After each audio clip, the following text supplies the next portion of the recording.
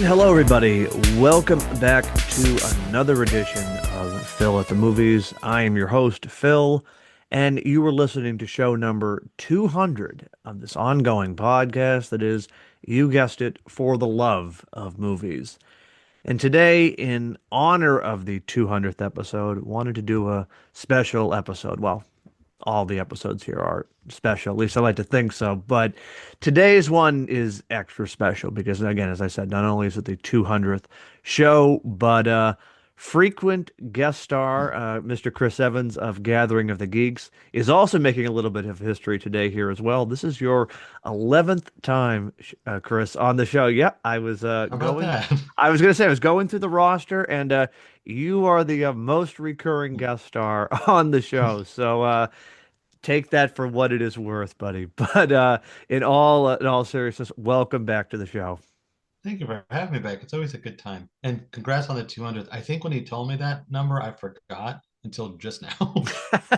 Congrats on the 200. That's awesome. Thank you. No, like, I've been doing this for 4 years, so it is all thanks to you, the friends, you, the listeners of the show.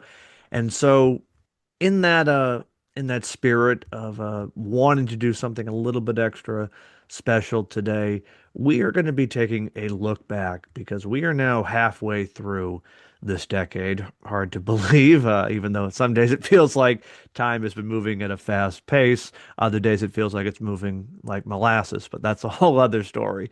And we're going to do our ranking or our 10 favorite films of the 2020s. Now, I feel I have to always put out this disclaimer. This is not meant to be an exhaustive list. This is not meant to be a definitive list. This is simply our 10 favorite films of this half decade. So, a lot of great movies, I feel in a lot of ways, instant classics have come out in the last 5 years. How do you feel about that, Chris? I think so. And I think a lot of them have been the last 3 years specifically because 20 was a little bit barren due to the situation at hand. Right. 2021 sort of followed suit, Yeah. but 22 and on, we were back to the races. It, I was sort of looking back, like, sort of in that, early 2011, like, yeah, there are some ones that stick out, but not in the same way the last few years have been for this decade. So again, I don't know if there's just something in the water or, movies are getting better. For people who say movies are boring or there's no such thing as a good movie these days, I would seriously just say watch more movies because I, I I don't think it's an overstatement. We are living through what feels like a golden age right now. I think we just have so many quality people working right now. That's a good point. It's in different age brackets, different genres. Everybody is firing on all cylinders. So there's so many good things going on, especially like you brought up 2010, 2011. If you think about it, in my opinion, that was like the start of the superhero boom, the comic book movie boom. Right. So many people just focused on that for such a period of time that we didn't have certain movies like we've had in the last few years come out Hmm. because it was focused on how do we make toys, how do we make more money. Right. And that's not a slight because I love superhero films, Same. but I also like to have a variety of stuff to watch. And That's that right. I don't think that was there at the time, or not as much.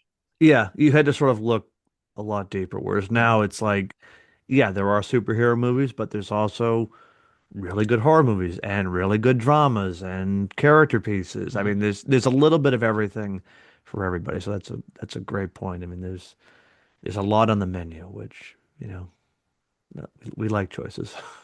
I forgot that came out in the last 5 years. The Menu. No, that's right. Hey, there's another good one. There's Phil another. said only five honorable mentions, though. I'm I know. sticking to it. Well, I know that was the thing. I was like, at first, like, okay, maybe we won't do honorable mentions, but like, no, we have to do honorable mentions. There's no way we're gonna get through this without dropping a few because believe me, guys, this was not an easy list No.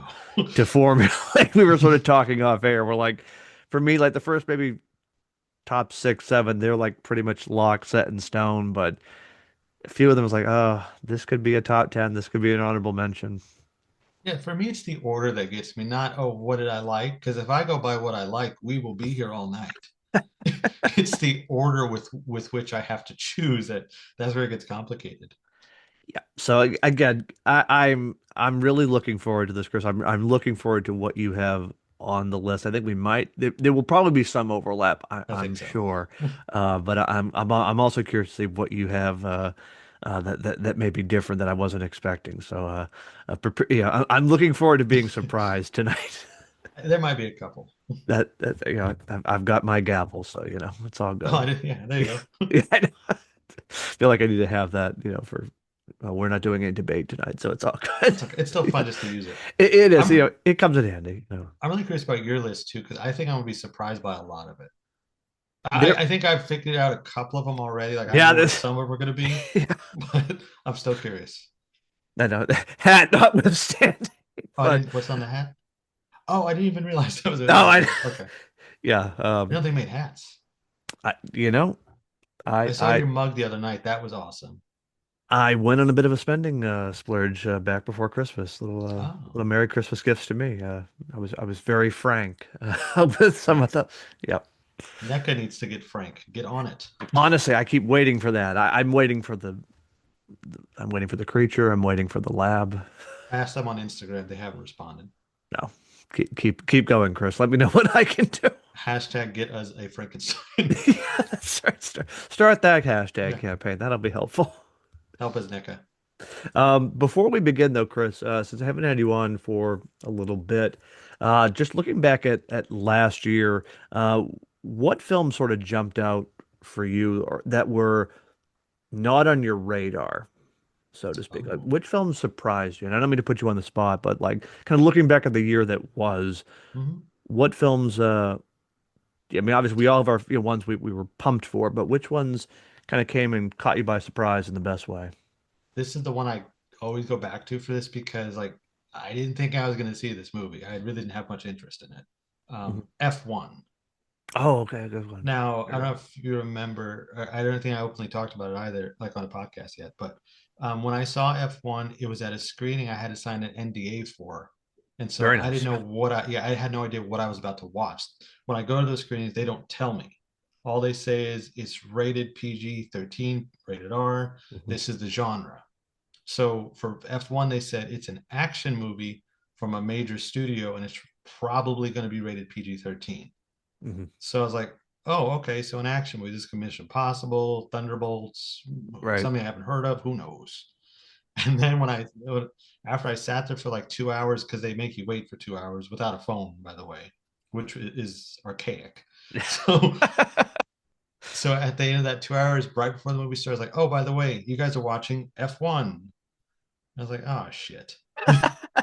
But I love F1. F1 is to me was amazing. I loved everything about it. It is one of my favorite movies of last year. Hmm. I can tell you it's not on my list though, but it is one of my favorite movies of last year. So that was a big surprise to me. I didn't think I was going to want to watch it, even though I liked everybody involved. Hmm. It was like, oh, it's a racing movie. That's really not for me. You know, Vin Diesel's in it, of course. Right. That's a You whole know, different story. you got to watch the family. Yeah. But no, so F1 probably my biggest surprise last year. That's a good one. No, I thoroughly enjoyed that. So that was like watching rocket fuel, honestly. That was just Yeah. such a like it was such an experience, but it was also a really good movie. Cinematic adrenaline.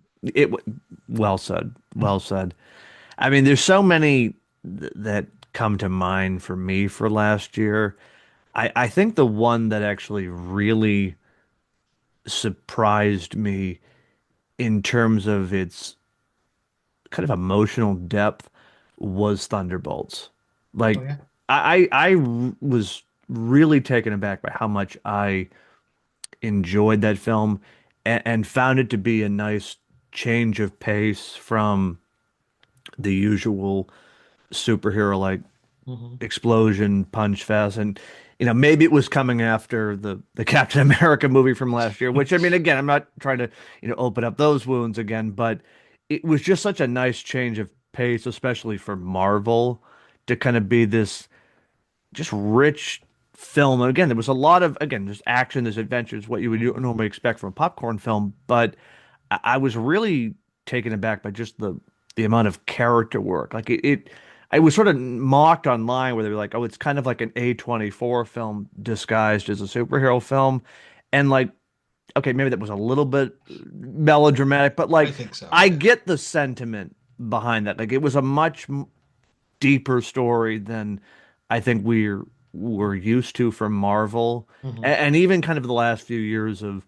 of superhero films. It just felt like a different cut in a way, and especially with a group of characters that were kind of B and C list to kind of be given that platform. I don't know. It just again, I knew I would enjoy it, but I did not expect to enjoy it to the degree that I did afterwards. Like I've rewatched it a couple times, and I'm like, wow, this is a really well done movie. It's a different beast than other Marvel films, which is also surprising because I'm with you. I thought I would like it. I Mhm. didn't expect to love it, and I didn't expect it to be as different as it actually Yeah, is. It's really a character movie, which Marvel, I don't think they really have any of those. the And I'm not closest, putting them down. I'm no, just saying. like the closest that to me kind of came to mind were like some of the early Iron Man movies, like it, Sure, like Iron Man 3, I yeah, guess, that for was the me. one that sort of came to mind. Like that was much more of a character study, but this just felt like a whole different animal. Yeah, this is a really good animal too. Yeah. And I'm so glad this is the director of that is the one doing the X-Men movie. Yeah, that's a good combination there. Very excited for that. No. So yeah, no Thunderbolts. If you haven't seen that, definitely check it out. Also check out F1 because that one, oh, I mean, just seeing that on the on IMAX was just Yeah. that was chef's kiss What an right there. experience. That was an experience. That was I feel like Javier Bardem at the end just like really amped up It and it actually made me so I didn't see Top Gun Maverick in the theater, mhm. and this made me regret not seeing Top Gun Maverick in the theater even more. I will say something I think I know will be controversial, but I enjoyed this much more than Top Gun Maverick. Oh, I did too. Yeah, with I thought in terms of the story, but also the experience itself. Hmm. Like I just for some reason this movie, and maybe it was because it was something that I really wasn't that deeply ingrained or familiar with, like Formula One racing. Like I know it more in passing, no pun intended, Yeah. but like it was it hooked me in a way that I was really unexpecting. I always thought Formula One was like I don't know the best way to say this, the classy man's NASCAR. That's kind of why I always thought Formula One was, and it kind of is to a degree. Yeah, But there's something about this movie, and I want to say it's actually the characters because you get yeah. really strong character work that just happens to be with a race in the background.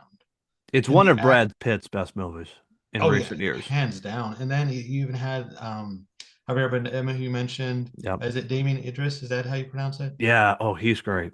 He's phenomenal in this movie. Yeah. Put him in everything. Seriously. Seriously. So I think it's just like a perfect storm. Yeah. No, I think they're even planning a sequel. So I saw that, and I think I read that they want to get Tom Cruise in the sequel, and you can inject that into my I veins was, now. I was going to say that will be that'll be rocket fuel right there. Is Damson Idris Damson? I knew I was pronouncing it wrong, Okay. but he's great. No, he was fantastic. Let's see more of that, more of him, please. Yes, uh, Denny, if you're looking for a Bond, maybe take a look. Why not? Why Take a not? look at him. He's pretty cool. I would get behind that. I would endorse Mhm. that. Yeah. So no, I'm just curious what was a film that really caught you off guard in the best way. Yeah, and it's always fun to sort of look back at the year and like think like how what films really stood out, as opposed to like your usual. These are my top 10. Yeah, yeah. 'Cause, not everything has to be the top 10, the top 20. Some stuff is just good. Exactly, and you can just revisit it without assigning a ranking to it. Mhm. But that's not what we're going to do today, everybody. We we are going to be doing some ranking, and the way this will go, we'll start first with our honorable mentions, and what we'll do, Chris, you can just go through your five, and I'll do the same with mine, and then we'll proceed into the top 10 and just go back and forth until we reach the number one spot. But Okay. again, these are films of the last 5 years that we would dare to say are great and worthy of being on a favorite list. So, Chris, fire away, buddy. I need a top 50 for this. I know this was not. I know I probably should have made it more, So no, no, no. and it would be So here all night. yeah, because they're like, well, if there's 50, there could be 100. Right. So these are like in no particular order, really. So I'm just gonna start spouting them off. Daddio with Sean Penn and Dakota Johnson. This is like a little known movie. Not a lot of people saw, I think, but I love movies that are just like they're pushed forward by conversation. I'm a Yeah. big fan of movies that can do that and do it well. This is one of those. It takes place, it's just a car ride, and it's a Mhm. conversation between Dakota Johnson and Sean Penn's characters. And I just think it is spectacular. I love this movie. The another one, and this is one that might surprise people. It's not in the actual 10 for me. Poor Things. Okay. Um, yeah, I was a huge Poor Things supporter. I still am. I love Poor Things. I think it's one of Emma Stone's finest performances. I love the wackiness of this movie, the odd darkness it has, the humor. I love Poor Things. Another one, and this is going into a completely different genre, Sing Sing. Oh, nice.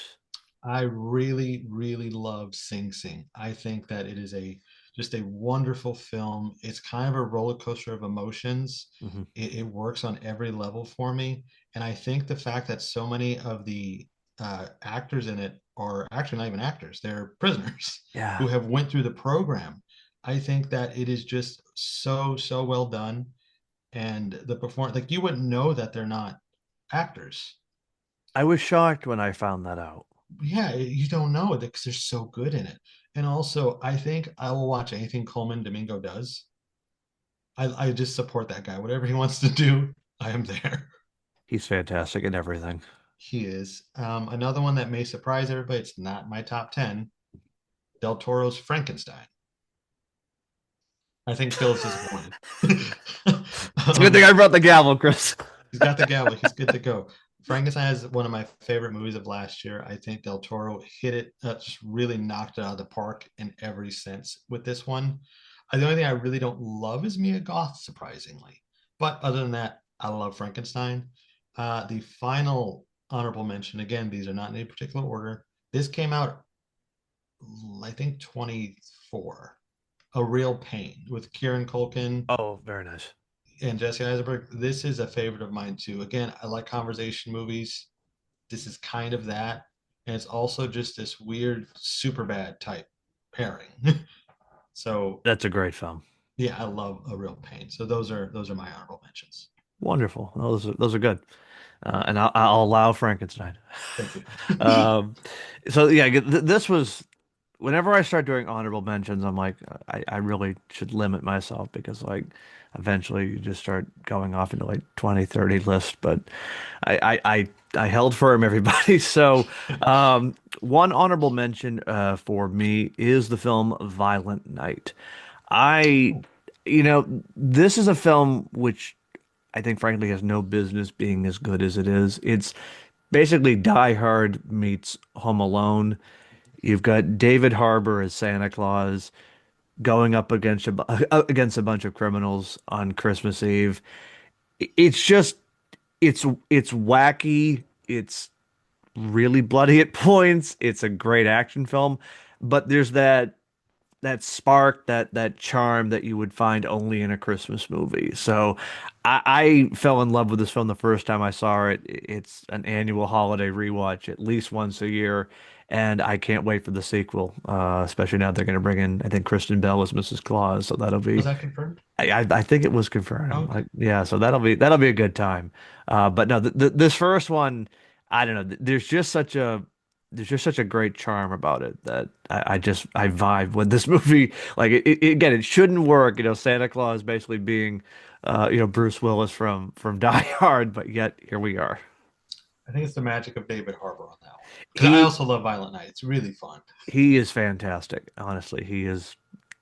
he is a perfect Santa Claus. Like if you were to like if Santa Claus was real, like I almost feel like David Harbour would be the living embodiment of him. There's just something that is just like he's rough around the edges, but yet he's got that twinkle in his eye. Not Billy Bob Thornton. No, that no. Okay. That one bad Santa is enough.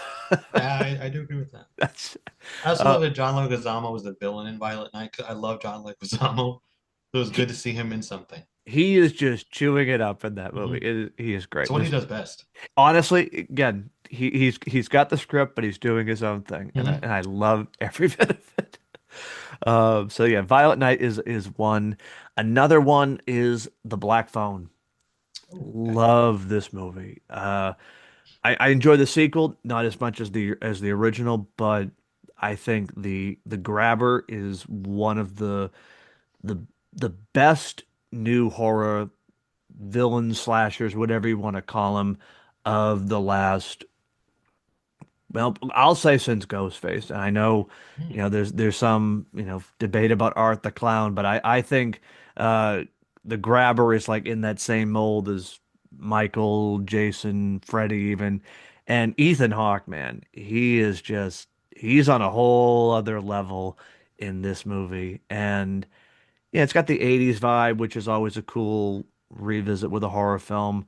Mason Thames as Finney is just again, child acting, especially in a horror movie, can either be great or cringeworthy, and it's of course the former with Mason.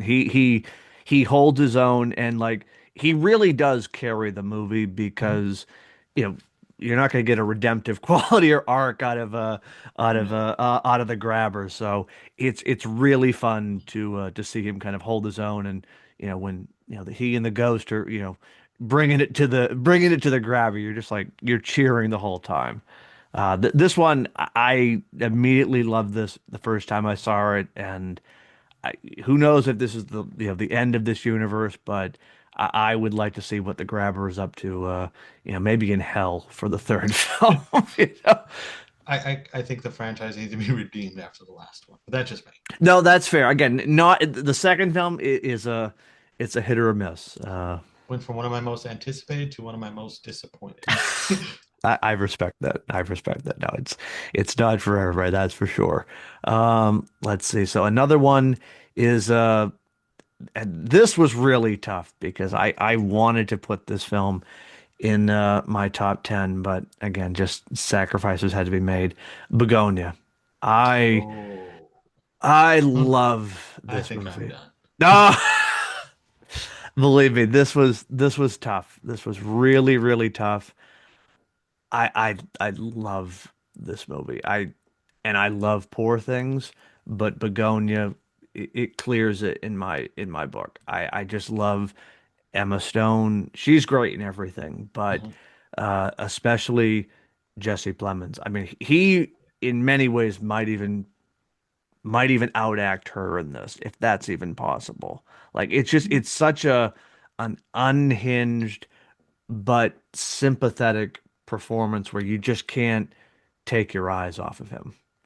And Yorgos is one of those directors. I will see anything he does. I think this is his finest hour to date. I adore this film, and believe me, it was very hard to put this film in an honorable mention category because I went back and forth, but just again, sacrifices had to be made. It is what it is. It is, I know, it is what it is. I'm sorry, Chris. We want to get off the call right It's okay. No, now. it's okay. It's all Uh, right. well, I may I break had Frankenstein on my honorable mention, that. so That's yeah, we're fair enough. fair It now. works. It We're works. even. So actually, on that note, kind of a Frankenstein comparison, another honorable mention for me is Pearl. Uh, love. I prefer this film more than X. I know a lot of people think X is the gold standard of this Maxine trilogy, if you will, but Mhm. to me, Pearl is where it's at. Mhm. There is just something creepy and unhinged about Mia Goth. in this film, and I know the ending gets talked about with just that freeze frame where Yeah. she's looking at her husband after he's come home from the war, but there are other moments in this film from like her going into the barn and crushing the eggs to like what she does with the pitchfork. I mean, it's a The scarecrow tour de thing. yeah, the scarecrow, yeah. I mean, don't get me started like the Twisted Wizard of Oz vibes going on. Like it's an experience, but I just love this film, and I love it not only for the cool Technicolor vibe that Ty West was going for, but just the magnitude of her performance. I sound like a broken record whenever I talk about a horror film being snubbed at the Academy Awards, but this should have been in the conversation in 2023, I guess, when the award season rolled around, because Mia Goth to me, like this is a powerhouse performance, and it's one of those things where in the wrong hands, I think it could become overacting, but she makes it work, and it's terrifying, but yet you can't take your eyes off of her. Pearl to me is one of the best horror films, not just in the 2020s, but probably in the last 20-ish years. And Absolutely. I am with you. I prefer it over X because X is your standard slasher. Yeah, It really is your standard 80s vibe slasher or 70s vibe. Pearl is a different beast. it is. And Mia Goth is, she excels in this movie. Yeah, She's something else. Also, this movie is why we have David Corenswet as Superman. So there's that too. everything works out. It comes full circle in a way. But It I also love Pearl. no, it's I would love to see more of what happens with Pearl in like the 1930s and 40s. Like Yeah, if we what could goes go on. back from Maxine, let's forget that happened and I like just to forget that movie entirely. It's a yeah, let's duology. let's just go to like Pearl in the 30s. Let's do that. Yeah, do a Christmas movie. Christmas on the Farm. There you go. Yeah, I've got it all worked out. Ty West, if you're listening, After after Christmas Store let's or a say after a Christmas Christmas Carol, yeah, Carol, let's go back. yeah. Or Give maybe us. Maxine is in the Christmas Carol. Who knows? Oh, we don't know. We Goes don't to the know. future. There we go. That's right. Don't be like me. No. Okay, so this then brings me to my last honorable mention, and this was again another difficult decision, but I think anybody who knows me well and knows what I have said in the past about this film compared to other films will understand. So if this upsets people, I'm sorry, but it is what it is. The last honorable mention is the Batman. I think this is one of the best comic book films made this decade. It's in the running for one of the best comic book films made really this century. I mean, Matt Reeves did something very unique and bold with the Batman character. It's a almost a 3 hour murder mystery with vibes of Zodiac and Seven. In theory, that shouldn't work, even though it is very much in the wheelhouse of Batman and his character. But he manages to pull it off, and it also gives us Robert Pattinson as Batman, which is just, I mean, no notes, chef's kiss there.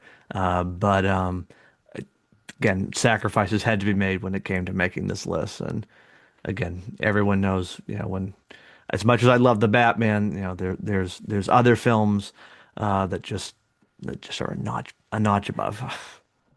I think that's fair. Yeah, Again, it is what it is. A it is what it sacrifice is. had to. There was a lot I had to cut to. I was like, maybe this. No, can't do it. No, like I said, I'm still pained about Begonia, but I'll live. Yeah, that happens. Watch it tomorrow. There you go. It's It's on Peacock now. everything wins. Everything wins. Everybody wins. All right, so there we go, everybody. Those are the honorable mentions. You may be already fired up or disappointed or angry or maybe a little bit of both, or nervously excited. So here we'll start with 10, work our way to one. And Chris, why don't you start, buddy? Give us number 10. I know this is a controversial pick. I don't remember if you like this movie or not. Oh boy. Um, Saltburn. with Oh, Jacob Elordi, Barry Keoghan, and I forget who else was the cast because my brain is running too fast right now. But I love that I movie. really love Saltburn. I think Saltburn was so unique in a way because you had this young cast who acted their hearts out. Like I know the movie kind of just gets pinged for the finale of Barry dancing, which is it's funny out of context, but in context, he's a psychopath in that movie, and that is the big payoff. You get to see this guy is unwell, and so I love the twist of it. I love the way everything was planned out and the way it was revealed. So good. So the cast, although I can't remember everybody, is wonderful. I also really love the visuals of it. It's not like an effects heavy movie, there are no effects, but Mm. there's something about making a standard film look that good that stands out to me. And Saltburn does that. So this is easily one of my favorites of the last 5 years. I am with you on that film. I feel like that is a movie where as time goes on, and particularly as the cast is in other projects, again, Mhm. Jacob Elordi being one, Barry Keoghan, I think more people are going to go back and revisit this film because I remember I saw it later than most, where kind of the controversy had already come out. People Oh, did you? Okay. were Yeah, I you know couldn't remember if you saw it tearing it later. a new one. So like I kind of went into this a little on edge because I'm like, oh, I was kind of really looking forward to this Mhm. movie, but I was pleasantly surprised. Mhm. I loved it. Like I've seen it 3 times already, and like I said, you nailed it. That ending, it is such a payoff because he is a psycho. He is a He's psycho, so unhinged and you and it's don't just know it. it like it's all right there. Like I remember watching it a second time and like picking up on the different Mhm. clues and moments, and it's just oh, it's so good. It is such a It's one good of the movies film. that gets better with each rewatch. And it is kind of lengthy for what it is, but each rewatch you do pick up something new, you know? It's not just about the bathtub scene. There is more to this movie. Well, You that's have it. to I sit there and, I think people latched on to certain scenes, and then of they course, did. the internet memes, all that turns it into something that it's not. And I think people then created a movie in their heads where they thought this was going to be something else, and it's like this is an example where just watch what is in front of you, which may seem Yes. counterintuitive, but like this is a movie where you just sort of have to just watch what is happening because it is a it is a it is a ride. And if the way it draws you in, it's hard to even look away from it No, visually, it's one of the best looking films of the last 5 years. easily. And again, there's nothing special about it. It's just No, a like a mansion and some people. There's nothing fancy really. It just looks really good. And it's also the score is great. The music and it's like the needle drops. Like that Rent song from the Pet Shop Boys. I have that on repeat pretty often. I love that song because of this movie. yeah. Oh, I am with you. That's why I'm really curious to see what happens with Wuthering Heights, Yeah. because I think stylistically it almost seems like a companion piece. Again, it's Oh. a little different. Obviously, it's this a period piece versus contemporary with Saltburn, but just in terms of like the visual Hmm. palette, there's definitely a lot of similarities, I think. I go for that, sure. And a So Lordy. well, there was the connection of Elordi, but yeah, I'm glad you put this on because this is a film I wish more people would talk about in a positive light instead of just Yeah. like latching on to certain scenes because oh, isn't that funny or the memification of the internet. Embrace it. Not the Ex memification, embrace the movie. exactly, exactly. You know, We've already embraced the memes. Let's just watch the movie. move on. That's right. Yeah. That's Watch the movie, folks. be like Barry at the end and just go along with it, dance to it. That's up to you. Well, that that's right. Don't do that in the comfort of your own home. Mhm. No, that was a great one to start off, Chris. So yeah, you've done one that I think there's controversy, but it's I think it's good controversy in a lot of ways, and that's always a good thing. I know this film is by no means on anybody's list now, and probably not even in the future, but I don't care. It's Halloween Ends. I Okay. I have been a defender of this film since it came out back in, oh God, 4 years ago now. Hmm. And this is another example where I think you have to check expectations at the door. And granted, I will concede that this film definitely takes a lot of swings with the Halloween lore, the Michael Myers mythos. There was some issues, I think, even with the marketing of this film. That's a studio decision.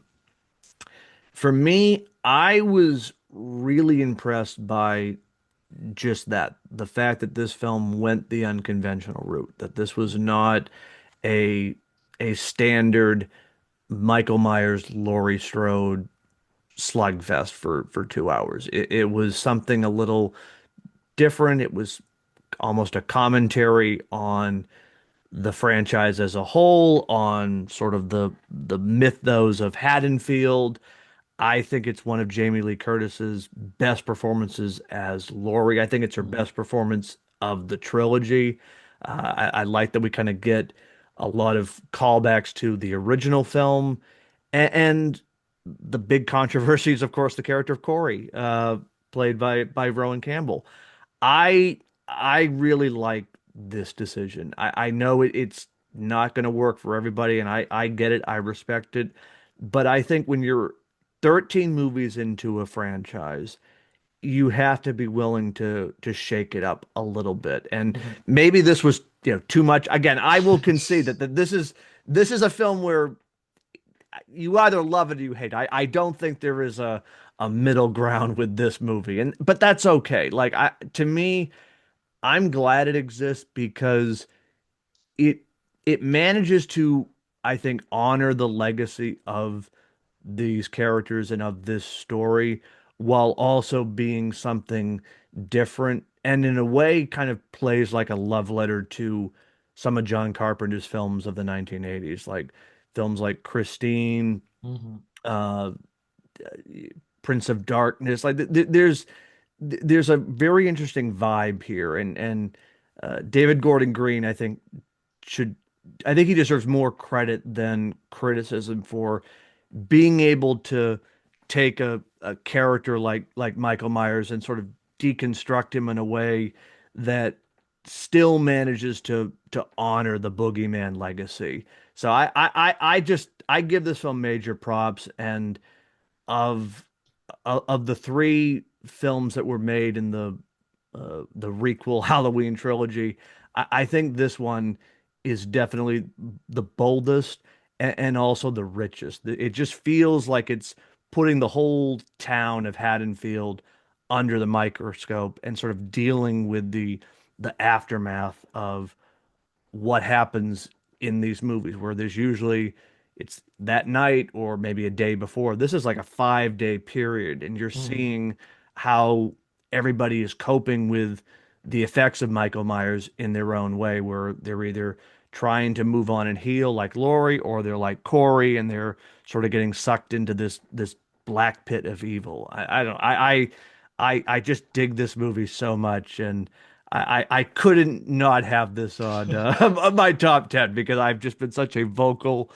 defender of this film, and not only that, I think it really is, it is that great, and I will always be a Halloween Ends defender, full stop. I'm actually surprised this is your number 10. No. I thought this was going to be like top five or something because I know how much you love this movie. So that's what I thought it was going to be. I'm not as enthusiastic about it as you are. I don't hate it. I've softened on it a bit over the years. But what it really stands out to me. This is just kind of. I remember the way we talked about it before this movie was coming out, and we had anticipation what we thought it was going to be, Right. and then it turned out to be none of that. So I always think that's kind of funny to look back on. But yeah, I've softened on this movie a lot. I think that it does. I wouldn't say it gets overhated because to each their own. If you don't like it, you don't like it. Yeah. That's fine. But I think there is good stuff in it, and I do like the character of Corey. So there's that. Welcome aboard, Chris. Yeah, we're kind of on We're board. getting you there. We're getting We're you. slowly. We got a little rowboat right now. We'll see how it That's right. goes. That's right. We're 4 years in the making. It's good. Yeah, it'll happen. No, so yeah, all right. So there we go. We've started off with a little bit of a controversy and excitement. So Yeah. A little it bit of should be. surprise too, I think. I know. Hey, there we go. Again, sacrifices had to be made with Mhm. the making of this list. I will keep saying that over and over again. Yeah, because as you were talking, like right after I said Saltburn, we were going to like, wait a minute, something else came out. Two movies came out. Damn it. I know. I'm already like rethinking. Maybe I should have moved a few things around, but Yeah, I was it's like, locked in. I'm not moving. yeah, no, we're not doing that. All right. What's next for you, Chris? So my number nine, I think, is actually pretty popular, but for me, it was a really good surprise. I didn't expect. I didn't even know what it was. Talk to Me. Oh, nice. Yeah, the film from Australian directors. Their Nice. brothers. I can't pronounce their name. Danny and Michael Philippou. I believe that. Philippou. Filippo or Philip. They're Australian, Right. so we'll go with that. Old Danny Boy and Michael, they're good. I think Talk to Me is one of the best horror films in the last 5 years, hands down. It is very unique, Hmm. and there's a sense of dread that Hmm. carries throughout this film that I think is really hard to achieve in modern horror Hmm. because modern horror relies so much on jump scares and not so much atmosphere. Whereas this, I think, perfectly balances both of those. Hmm. Like even the concept of it, the hand, and once you get the hand, it just goes nuts from there, you know? And I think the performances sell this movie so well. They're really, really good. Um, Nobody is unlikable in the movie. So that's another thing. Like in a lot of horror movies, we have these unlikable characters. You're Hmm. waiting to see them die and almost Right. rooting for it. Like I think we can agree in a lot of the Scream films, you want a lot of the characters to die. For Yeah. example, Yeah. Some it's more a than thing. others. Yeah, it's a thing. But in this, you kind of just want to see, well, what's going on, and Yeah. then the ending is probably my favorite thing about it. I love a good ambiguous ending. Mm. And I love an ending for a horror movie that's not happy. Because you Yeah. think about it, you see all these horrible things happening for 90 minutes, roughly, depending on the movie. And then somehow it's rainbows and sparkles at the end. Well, that doesn't always add up. Like the boogeyman returns in the next movie. What about right there and then? Right. Which Halloween Kills is one of my favorites because, of course, Laurie's daughter gets killed. Great ending. Um, but yeah, so Talk to Me has that ending where you don't know, did she jump in front of traffic? Was she pushed into traffic? Make your own adventure. Right. Choose your own ending there. But this is a movie I think top to bottom is just phenomenal. I love this. Like I said, I love the sense of dread. I like that it is actually scary because it's such a simple item that you wouldn't expect to kind of have that power, you know? Hmm. Because we see stuff like it's at antique stores. You see it everywhere, like a ceramic hand. Like, oh, that's cool. And I think as instinct, we all want to shake hands with it. Well, now you Right. don't. You see this No. movie, you don't want to do it. So, yeah, Talk to Me is firmly my number nine. I love this movie. I'm so glad you put that because I remember when you saw the film the first time, and I remember you told me about it. You're like, the ending is what really Yeah, sold me. And I remember thinking, okay, what is going to happen? What is going to happen? And then when I finally got to that ending, I'm like, oh, okay, this is dark. This is ambiguous. I love every minute of this. And this just reinforced it because, yeah, it is a dour film in a lot of mhm. ways. Like there is It's not a no, happy movie. no, it is not. Like, I mean, it's it's a dark descent, and you know what? I love that. I love it when a horror film leans into that and is like, no, Mhm. we're not going to give you the comic relief character. We're not going to give you a moment to pause. It is going to be a black pit ride from start to finish. You don't need to breathe. No, no, and I think that's what makes this film work. And I really think the ending is what sells it because like you could have gone a I mean, I won't spoil it for anybody, but like you could have gone happy or tied it up Mhm. in a way where everything was clear and spelled out and everybody, was fine. But I'm I'm glad they didn't do that. Yeah. Those endings always are the best in a horror film. And I would say arguably Bring Her Back, their follow-up feature, is better. It is. I would agree with that. it is better, but this sticks with you more, I think, and that's why this made the list and not Bring It Back. Yeah, no, I think that's a perfect point. No, that's a good one. That's a really good one. I think they're making a sequel to this, They are. right? I cannot wait Yeah, that'll be because there good. has the post credit scene where they're because there's a pair, so the Yep. post credit scene of course has the second one. Yeah, a relative of mine had growing up. It was a ceramic hand, but it was like the peace Oh yeah. gesture, and like I was like constantly thinking about that while I was watching because it was just like it was such an odd, you know, Well, it's an everyday decoration. item. Yeah, and then it's like, yeah, boy, that was there some dark story to that in the house? You never know. That's you just don't know what these everyday items are sometimes. Exactly. No. Oh, I like that. Monkey paws. That's right. Bingo. That's a perfect one. All right. So number nine for me is actually last year's Best Picture winner, Anora. Hmm. I I adore this film, and it is really because of the performance by Mikey Madison. It's a comedy, it's a drama, it's it's a film that takes the happy ever after Cinderella trope and turns it on its head in a way. It's sort of I guess you would call it a real life version of the movie Pretty Woman. And maybe maybe that's not That's kind of accurate. So maybe not putting it in the best light, but to me the the realism of this film is what I think makes it work.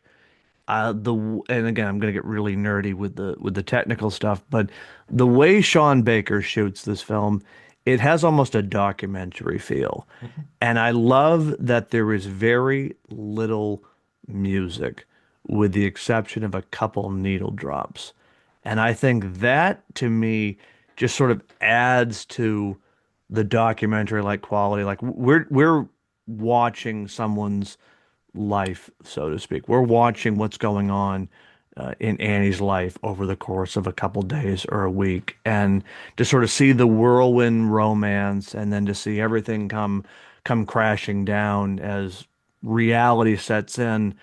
I I, I give this film major props because it would have been easy to deliver the Hollywood ending. Mm. But then again, this is Sean Baker. That's not his style. And I really I applaud that he stuck to his guns and delivered something that feels authentic. Like this feels like a kind of a spotlight, if you will, on not just America, but like, a part of the world of like what it is like to sort of be struggling, what it's like to be in the working class, just sort of going moment to moment, and then thinking, okay, I've won the lottery, so to speak. I've gotten my golden ticket, and then to see everything come crashing down, and then to watch that ending where Annie just breaks down in the car with Igor because she's really steel and nails the entire film.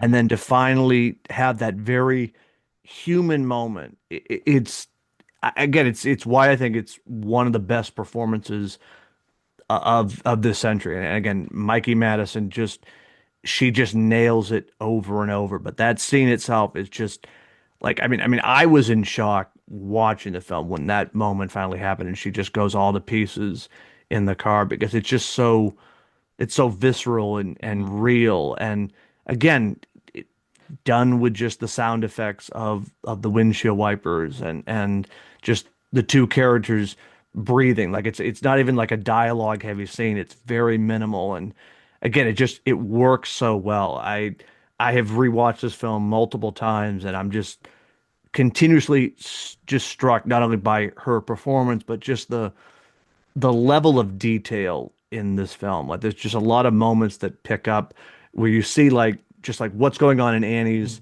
day-to-day life that ultimately come off and have a payoff later on in the film. This is also one of my favorites too, and it actually was on my honorable mentions list, but sacrifices had to be made. It happens. Make that a hashtag, I think. I But think so. yeah, no, I agree with everything you said. This movie, I don't think I have a complaint about it. I only Mm-mm. have praise.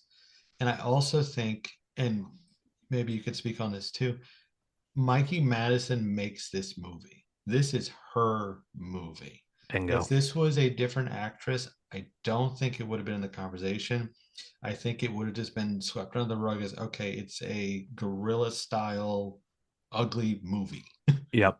about topics we don't want to talk about, something Right. we don't want to see. Yep.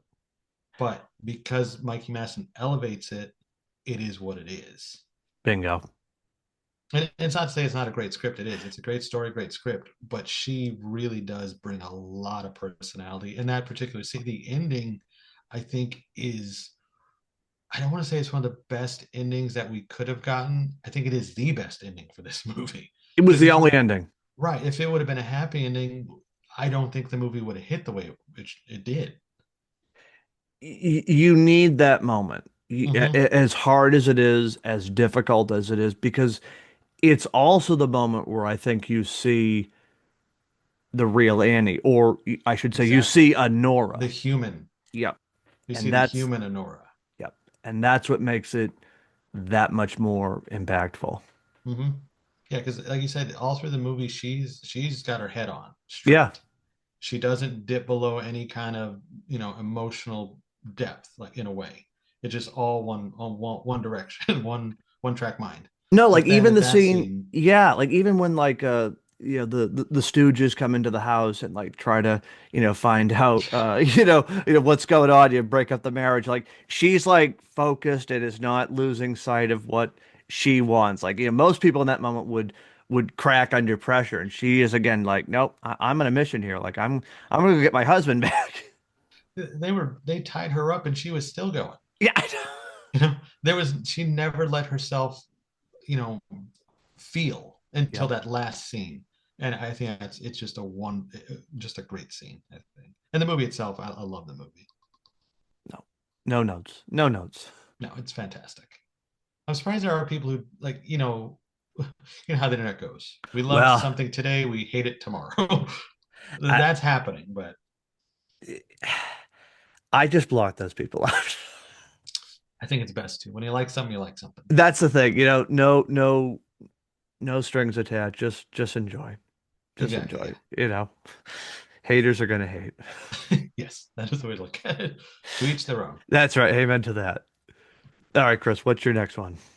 So speaking of movies people like to hate now, Oh boy. my number eight is something I saw a little bit later than everybody else. So the hype machine was already in gear. One battle after another. When I saw this movie, so actually, this is a funny one. I got invited to an NDA screening of this too, but I Uh-huh. turned it down at the time because this was before there was a trailer or anything. They just said it's a movie with Leonardo DiCaprio directed by PTA. I was like, okay, that doesn't really work for me right now. I was like, I'm not going to make time for this 4 hour movie or whatever it was at the time of the screening. Right. And then when it came out and everybody loved, I was like, oh, well, maybe I messed up. But I finally got to watch it. And hands down, this movie is something special Hmm. in every aspect. You talk about Leonardo DiCaprio, and I always thought that his finest performance was probably The Departed. I Hmm. love The Departed. It's a big movie for me. Hmm. Um, this, I think, tops that performance. Yeah. He is so good in this, and he embraces this role, and he looks like he's having a blast with it too, which you don't get out of Leo in a lot of movies, I think. That's a good point. Yeah, most of the movie, like I'm not saying he delivers bad performance, he doesn't. I think he's one of those actors who is consistent at all times, really. But this movie is a cut above. He Hmm. seems to be having a blast. It shows on screen. Benicio del Toro is he's my favorite character in this. I love Benicio del Toro anyway, so anytime he gets to shine makes me happy. And this is one of those times. He is excellent. Like a few beers. It's good. It's really, really good stuff. Um, and then the story of this one, I think that it is relevant in today's climate. Hmm. And I think it'll still, even when this this particular climate is past, I think we'll still enjoy this film, in 5 years, 10 years, because Hmm. it's just a damn good story. And again, it comes down to the characters, the way they interact with each other, and this there is some action in it, which is fun, but it's also oddly gory in some points. But it's really, really entertaining. And Sean Penn, like I like Sean Penn's performances. I think he does a good job whenever he's on screen. Yeah.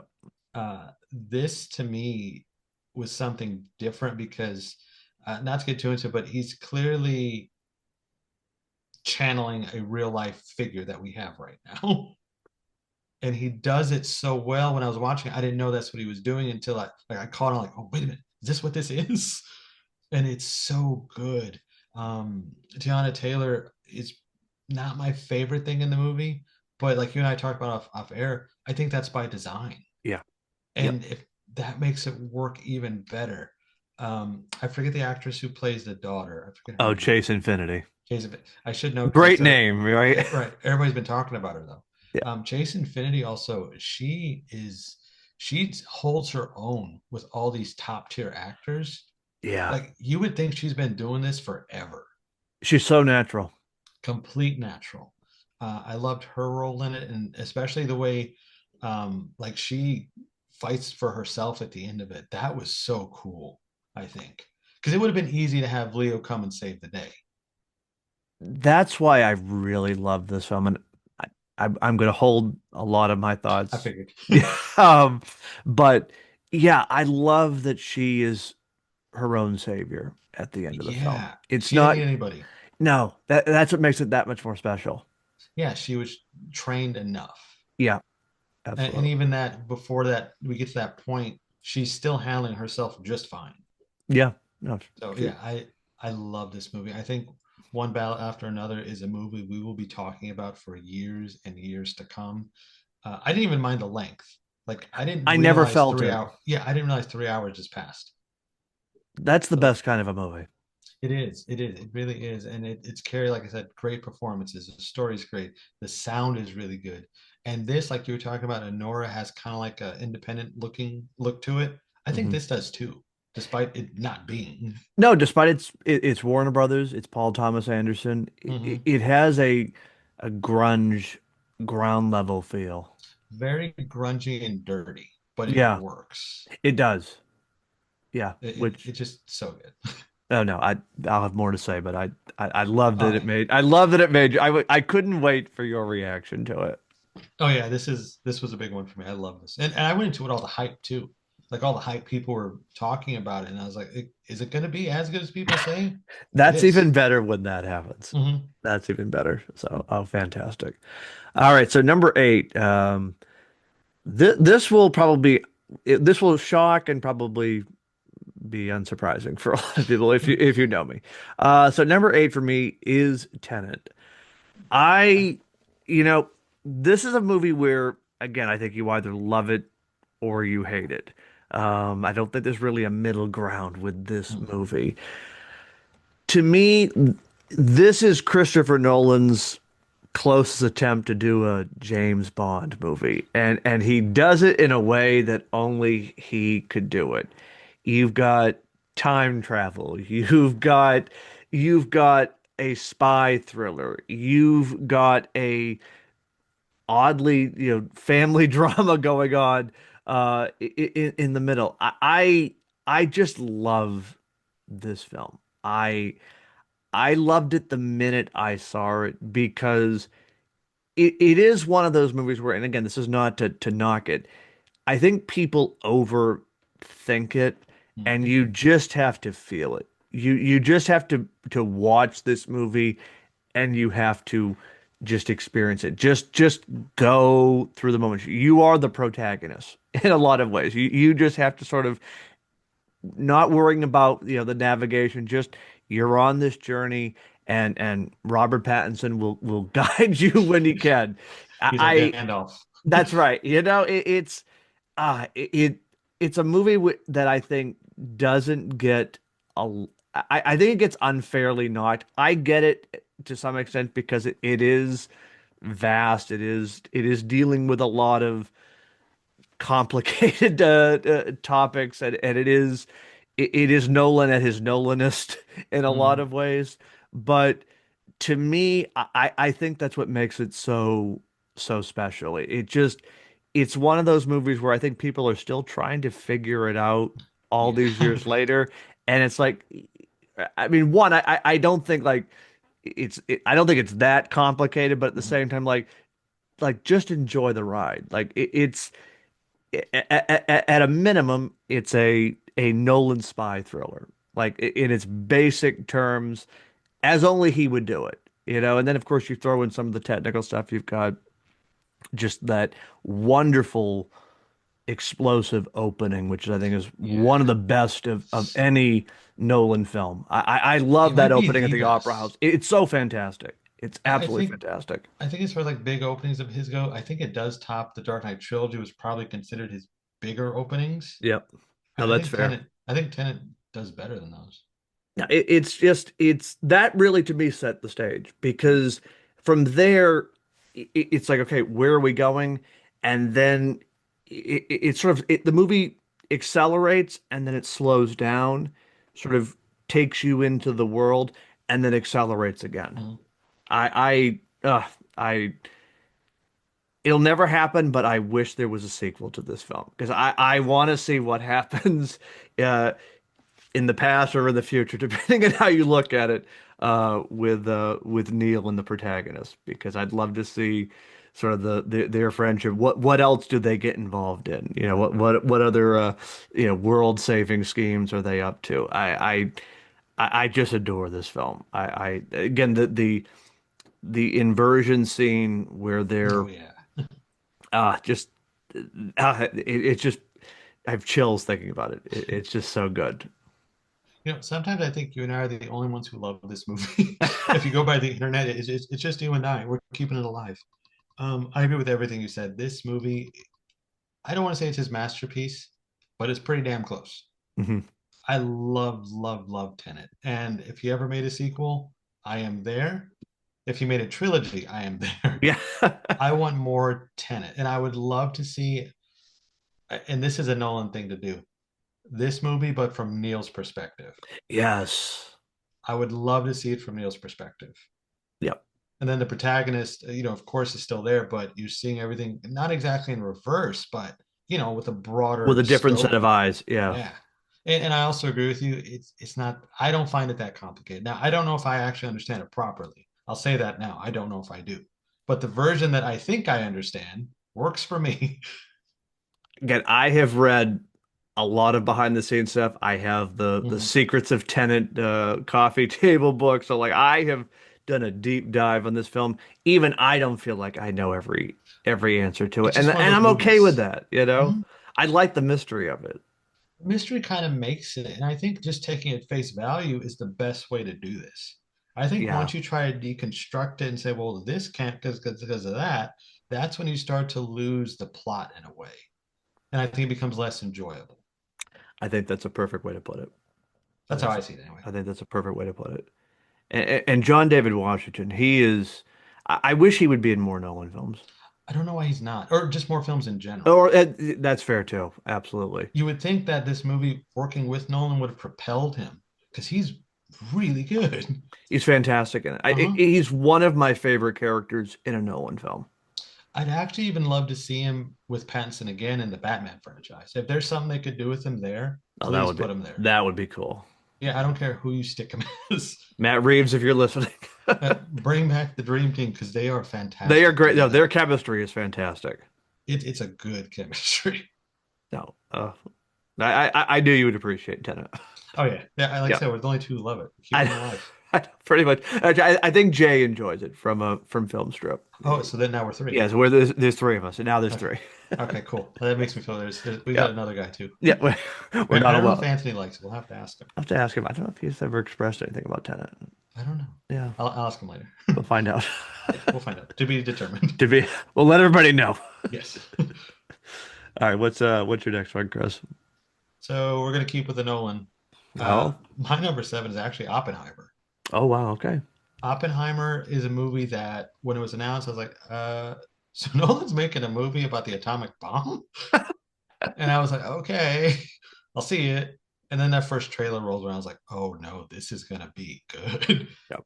And I remember that first night seeing it, I was, no pun intended, I was blown away by this film. It's not because the movie's not about the bomb. No. The movie is about everything but the bomb, really. Hmm. And Killian Murphy's performance is haunting. There's that famous gif where he's like holding his face. Yeah, he's like, Yeah, and that scene is intense. And then you think about the that school gym scene, the gymnasium scene, and he's like, you could see that's where he's regretting what he just did. And you don't need words to express it. Killian Murphy does it with a facial expression. you don't need to see the explosion. You don't need, no, I could have done without the explosion, to be honest. Yep. I was actually like, this is all it is. Like, I was even impressed by that because there were so many other good things around it. I didn't care. Yeah, it's kind of it's gravy. It is. Like people say, you guys seen 35 millimeter. No, I don't. I'm fine. But it's just so good. And the cast, oh my, Oh, he's stacked this cast. And it's like, well, it's got everybody and their mother in it, I and they know. all do something good. From the small part of the Safdie brother Yep. to the kid from Drake and Josh, I forget his Josh, whatever his name is. Oh, Josh Peck. Yes, Josh Peck. I Yep. couldn't remember. To Yep. me, he's a TikTok guy. I never Yeah. watched Drake and Josh. I just know him from TikToks. Even his quick role was something. Gary Oldman. Gary, oh yes, Gary Oldman's cameo. Like when I saw, it, I was like, "Is that Gary Oldman? That is Gary Oldman." It's so good, and it looks pretty, like every Nolan film does. Yeah. But what makes this one stand out to me versus Tenet, this is something completely out of his wheelhouse because it is rated R. First of all, Yeah. it's based on a real person, Yep. and it's much more adult, of course, because of radar, but not just because of that, some scenes, but the mentality behind it. There's a lot to take in that you really have to pay attention to. This isn't like a general story or a general biopic. There's no happy ending here. It's a horrible story. Hmm. And the way it opens with the Einstein thing is magnificent. Also, RDJ. You can't go wrong with Robert Downey Jr. in this movie. His finest performance. It's finest performance, and Yeah. the flow of the story. The flow is You you don't feel it. you don't no, well, yeah, that too, but I mean like the way it's presented with the No. back and forth and the black and white. It's brilliant. Fission and fusion. Yeah. Yeah. I have nothing but good things to say about Oppenheimer, and I can do so for a long period of time. Oh, we can circle back to it in a little bit. I figured. Yeah, again, this will get more predictable, everybody, as we get further and further along. Once we get But to those lower numbers. yeah, no, that's when it really becomes uh commonplace. But that's a great one, Chris. So number seven for me is a film that it pains me this film did not do well at the box office, and not that it's everything, but it means we may not ever get more of this universe, and so that makes me sad. But the film is Furiosa. Oh gosh, I love Mad Max Fury Road, and actually, uh, coincidentally, I did a double feature of Furiosa and Fury Road about a week or two ago, and that was a treat to see both these films Mm. back to back.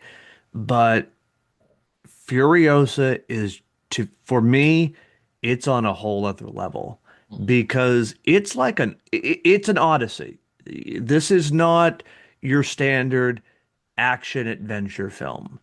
You are watching this character played perfectly by Anya Taylor-Joy. Again, she's never doing an impersonation or an Mm. homage to Charlize Theron.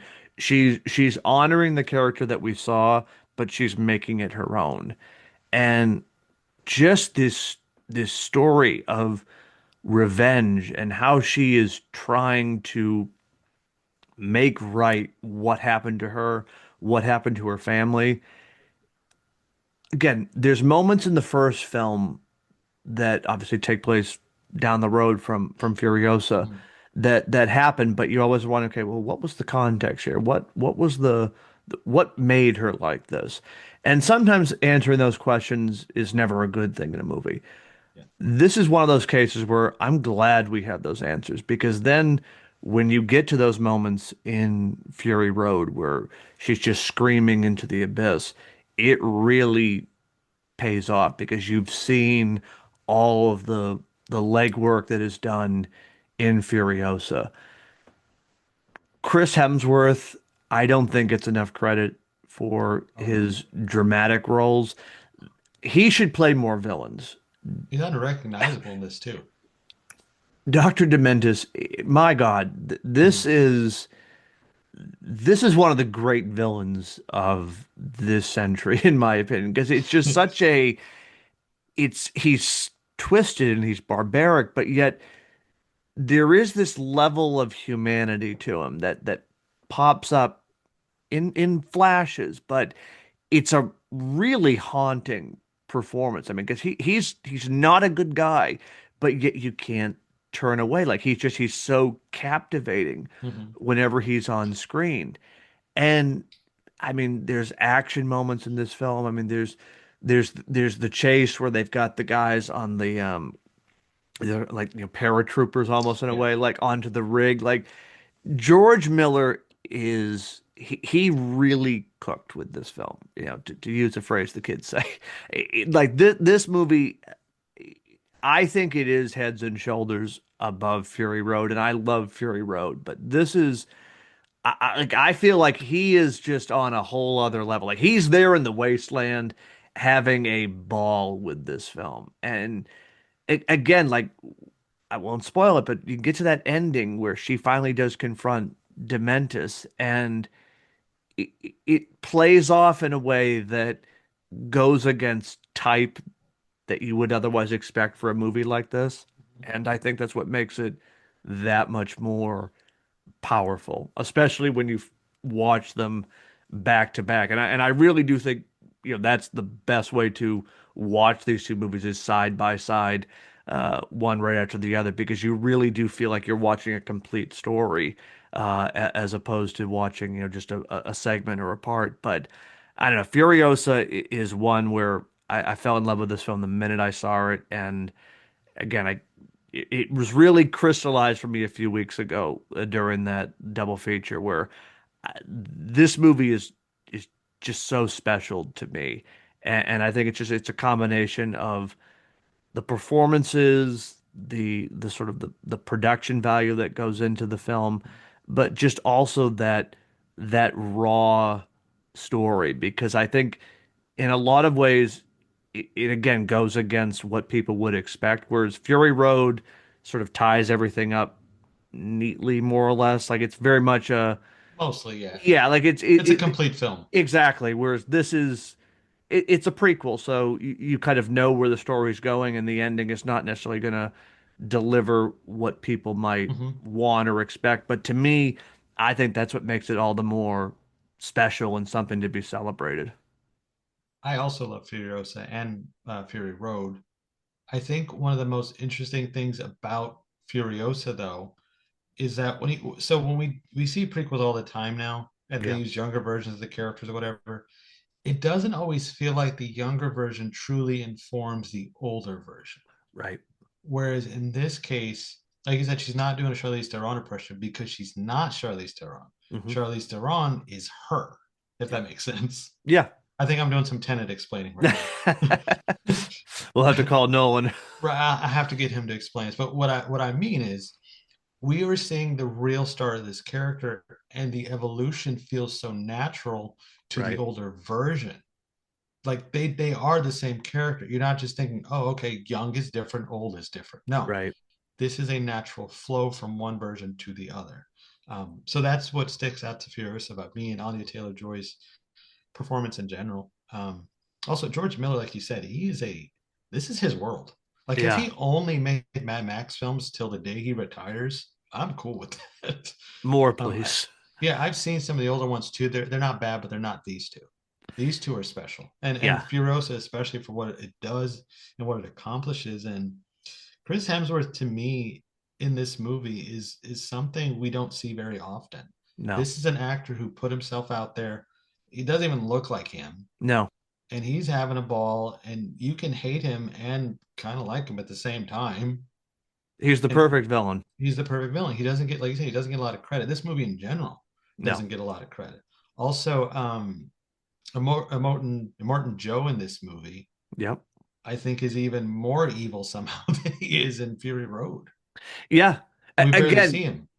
no, he's almost like this specter in a way, Yeah, and I think that makes him that much more he's got a terrifying. presence in this Yeah, movie. you feel him in this one. You do, and he's even played by a really lesser known Australian actor, Yeah, like Lockley Home, I think is how you pronounce it. I believe so. I don't quote me on it, but I believe so. Yeah, fun fact that people thought he was going to be the Joker in The Dark Knight years ago. How far we come.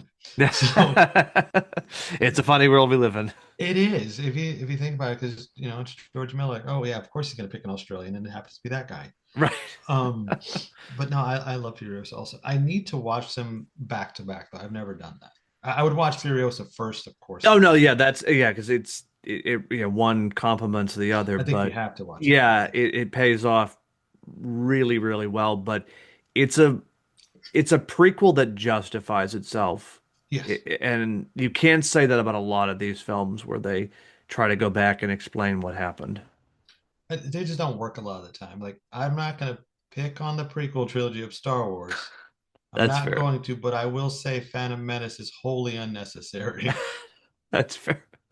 That is totally fair with that point. I think it's also George Miller really is invested in this world, like you said. Like this is a love letter of Yeah. a movie. Yeah, it's his world, and you could, like, I wouldn't want to see anyone else make these films. I don't care who it No, is. no, this is his baby. It's only him. If I hear Danny Villeneuve wants to make Mad Max, what would it be? Three, I guess. I'd be Yeah, like, yeah, no, thank you. I mean, Nope. I'll watch it, but no. No, it's got to be George Miller because you can't separate the two. Yeah, like Danny can make Happy Feet 3. Let Right. George make the The next Mad Wastelands Max. movie that is That, supposedly, please. yes, again, I don't know if there's like a script written, but that was what, hopefully, the hope was with this film, but damn the audience, you didn't go see it. They didn't even play the game. The Mad Max game is so good too. The gavel is out. Yeah, I've been playing the game, replaying the game. It's a blast even now. But anyway, Such is life. yes, such is life. Sacrifices were made. Sacri Unfortunately so in this case. Sacrifices were made. We're doing my number six. Yeah, number six. Yeah, here we go. So I think I'm gonna get flack for this one, and that's okay. That's all I'll right. take it. This is gonna be like, you put that on your list? Yes, I did. Deadpool and Wolverine is my number six. Nice, So nice. if you are familiar with anything I like, Wolverine and the X-Men are a gigantic deal for me. And going into this movie, of course, it was the return of Hugh Jackman, and he was going to wear the iconic costume I have wanted to see since I was about 4, well, maybe 5 years old.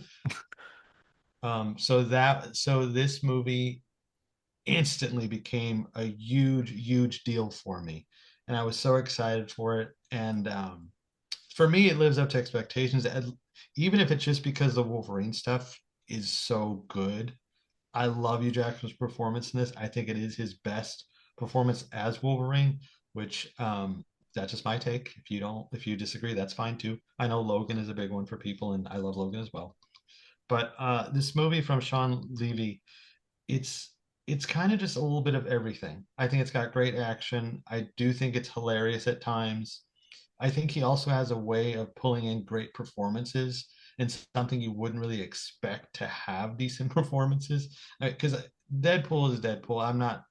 It is kind of is what it is. He's a joke character, but you surround him with people like Hugh Jackman's Wolverine, who is not a joke, and he's doing like that scene in the van when he goes nuts on it before the fight. That's a great scene from Hugh Jackman, and there's heart to it.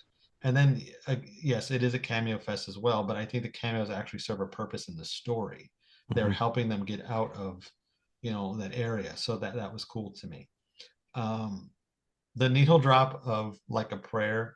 This is one of my favorite songs ever. So to have it in a movie with Wolverine just kind of works for me. It's like, yeah, that's great. Um, but yeah, and I do recognize the plot isn't amazing. I can recognize that, but we're not doing best films of the 2020s. It's favorite films. That was the preface there, Chris. That's That's the right. thing. If we were talking best, yeah, it probably won't be on the list. But for me, it is one of my favorites. It's something I've seen multiple times since. I saw it in theaters 3 times actually, or maybe it was four. I forgot. But I love this movie. Deadpool Wolverine is one of my favorites. And I just think it's a good time. Don't think too hard on it. Just enjoy it while it's on, and you can shut your brain off. Put your brain back on when it's over. It's just entertaining. No, I'm with you. This movie gets, I think, unfairly knocked, and I think a lot of this is maybe the I think the it's a Twitter. cameo I, towards I, it. Yeah. I think people love to knock these or this kind of a movie, Hmm. and like I get it, it's not for everybody, and that's fine. But you said it best. It is just a fun time. Hmm. Like again, not trying to like you really you be judgmental here, people, but like I almost feel like you have to have like a heart of stone, like to not just enjoy this movie for just like the the pure cameos and just the fun of it all. Like I, I don't feel like you have to go trade in your cinema card if you It's like this movie. You know what I mean? it's not meant to be the Shawshank No, Redemption. it doesn't. It is not intending to be. No, it's not meant, you watch it because you just want to be entertained for 2 hours, and I think it does that. Isn't that why we go to the movies? That's why most of us Asking go to for the a friend, movies. you know? Yeah, some people, I guess, I don't know. Yeah, no, I love this film, so I'm glad that you put that on there because Yeah, it had to be on there somewhere. I kept wanting to say, is he gonna? I said it's got to be on here. I was It was gonna be higher, but I was like, you know what? I've watched this too many times to put it higher. That's totally fair. That's totally fair. No, good pick there. All right, so number six for me is One Battle After Another. Oh, okay. When you sometimes when you leave a movie, you just sort of know, and I don't have a trick for this. I don't have a uh, an algorithm to share. It's a gut level. You just know on an instinctual way that this film is special. And that was how I felt the first time I watched this movie. And it was reaffirmed on the second and third and fourth rewatch. Mhm. I think this is a movie that we're going to be talking about for years to come. Mhm. I think personally, it is not only Paul Thomas Anderson's most accessible film. Not that he's like a niche filmmaker, but Mhm. he's not someone who makes. Not commercial Yeah, successes. let's. That's probably the best way to put that. But I think this is his most successful. I actually think it is also his best film. I think this was the movie he has been wanting to make or trying to make. It's sort of a combination of all of his talents, the right cast, the right story, the right time, and it's a movie where it's really about many different things and events, but at the heart of it, and what I find to be the most important part of it, it's a story of a father and a daughter, and that to me is really the most sentimental. Call me old fashioned, but I find that to be just so beautiful and heartwarming. Like Leo in this film, he says it midway through, like he has abused his body and his brain with drugs and alcohol. Like, I mean, he is the quintessential burnout when we find him in this Yes. film. But he he steps up when the moment calls, and even though he doesn't have that like grand heroic, dad coming to the rescue, dad saving Willa from Sean Penn and company, he still doesn't quit. And he's reunited with his daughter. And you see that that's kind of what everybody's always is after, for better for worse. It's that family unit, that sense of belonging and community. And you see that throughout the film, whether it is the underground network Mhm. that is, trying to help Willa and Pat. You see that with Sensi. Like there are moments of just community belonging. Like again, this movie deals with a lot of heavy topics. It is definitely a It timely is. film, but to me, I think what makes it more impactful, and I think what will make it timeless, are those little moments, which are really big moments. A father-daughter bond, Mhm. a sense of community, a fighting for justice. I mean, kind of, learning the the learning from the failures of the past in order to make the future better. Like I don't know. This movie, it just it, it just clicked with me the first time I saw it, and again, like just on like a gut level, like the music is fantastic in it. Like Mhm. it's a thrill ride, but it also has a lot to say, and it also is really sentimental and heartwarming, but not in a way that's like nauseating, if that makes sense. Like it really It's not does. too much. It's well Yeah, balanced and it's realistic. that's the word. That's And the word. you may agree with this. I think Ghetto Pat is the character of 2025. Hands down. I Hands really think down. so. He From is the the character of look, 25. yep. And also, now that you mention it too, we could talk about more openly. Yeah. The humor in this movie hits so well. Oh, Like it's the scene when hilarious. he's trying to get through on the phone We've all to been the there. with the operator, and Yep. the operator is like, "No, I can't budge around this thing." Golden. So maybe Leo's finest moment. That scene. The more I think about this movie, I really think this is the best performance he's delivered. Like I With said oh earlier, like I yeah. really think this is it. And you made that point. He's having a ball with this film. Like Hmm. I don't know what it is. If it's the script, if it's just he's at a point in his career, but like he's like he's not. I mean, he never phones in a performance, but he's like there and living it up and just like I didn't even feel like he was even acting at certain points. Like he just like he's just having a great time. Well, Like so now that I'm thinking about it for a second, we forgot Once Upon a Time in Hollywood. I don't know how I forgot about that. It's Departed, Once Upon a Time in Hollywood, and this, those are they're his his three. top three. Those are his three. And Yeah. ironically, also in Once Upon a Time in Hollywood, he also seems to be having fun with that. There's But something. there's something special there. Yeah. But this is it. I think this is it. This is in a career that has been so incredible and in countless films.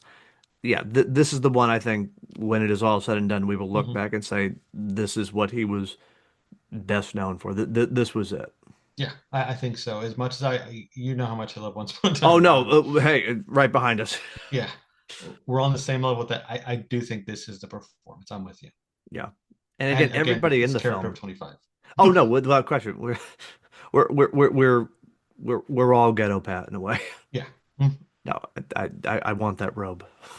That row was awesome. It was so again, just like stuff like I'm not saying like thought doesn't go into obviously picking on a costume or Mhm. a design, but it's so simple. Like it's not flashy. Like nothing in this film is over the top, and yet it's iconic in a lot of ways There's already. something to be said about simplicity that works. Yeah, And that's what this is. There's nothing like huge in this movie.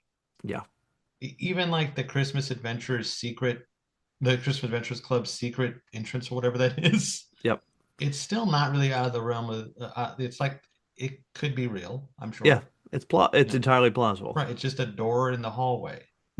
Yeah, it's So nothing. It's not like a Bond layer. right, it's not like a bond layer.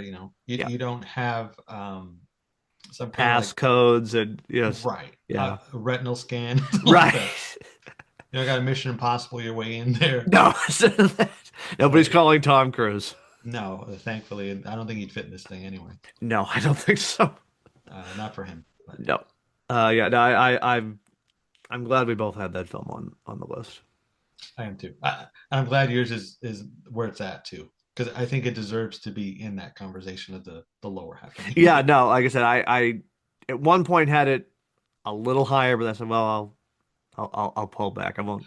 I've got enough recency bias with something, so I That's won't. my thing. At one point, it was my top five, but I was like, okay, recency bias is taking over I this know I had list. to I dial need to, back. yeah, rein it back. Yep, So, yep. All right. So what is your number five, Chris? Now that we're number into the top five. we're in it now. This should surprise no one. My number five is Nosferatu. Nice. No, yeah, so again, anybody who knows things I like, vampire films, especially schlocky ones that are crap, are just kind of my wheelhouse. So when I get one like this that is not schlocky, um, I'm all over it. And I think that Nosferatu uh, is something of lightning in a bottle in a way. Not to say that we won't have other films as good as this or that look like this or that werewolf won't be good. That's not what I mean. But the way this film works is just something that will not be recreated because Hmm. Nosferatu is a film they have tried to recreate over the years and they can't do it. This Hmm. did it. This film is just tremendous from start to finish.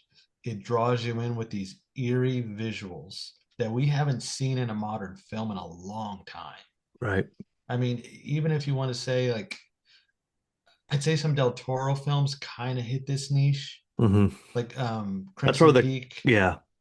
but not really. Like this is a different animal. Hmm. You really feel transported to this time period. Mm.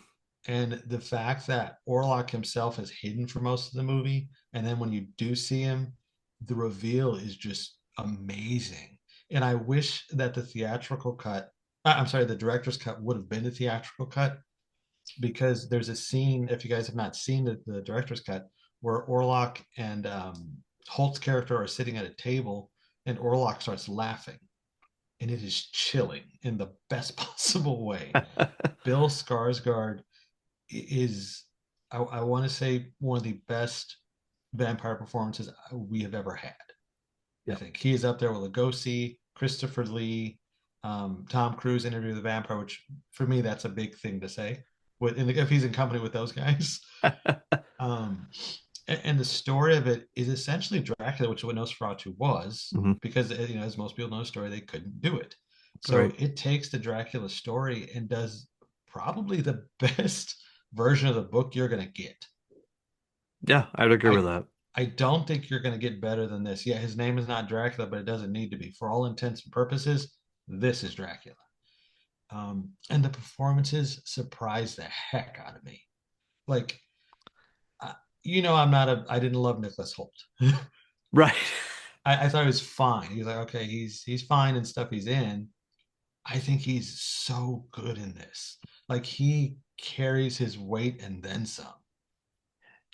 This was the film that made me return sort of regret all my previous Yeah, dismissals of him. same. This made me look. I'm like, oh, you are an actor. Yeah, Okay, you can this is act. what you do. Yeah, this is what you do. Okay, I got it. Even like Aaron Taylor Johnson, who I think is widely hated throughout the internet, I think he's great here.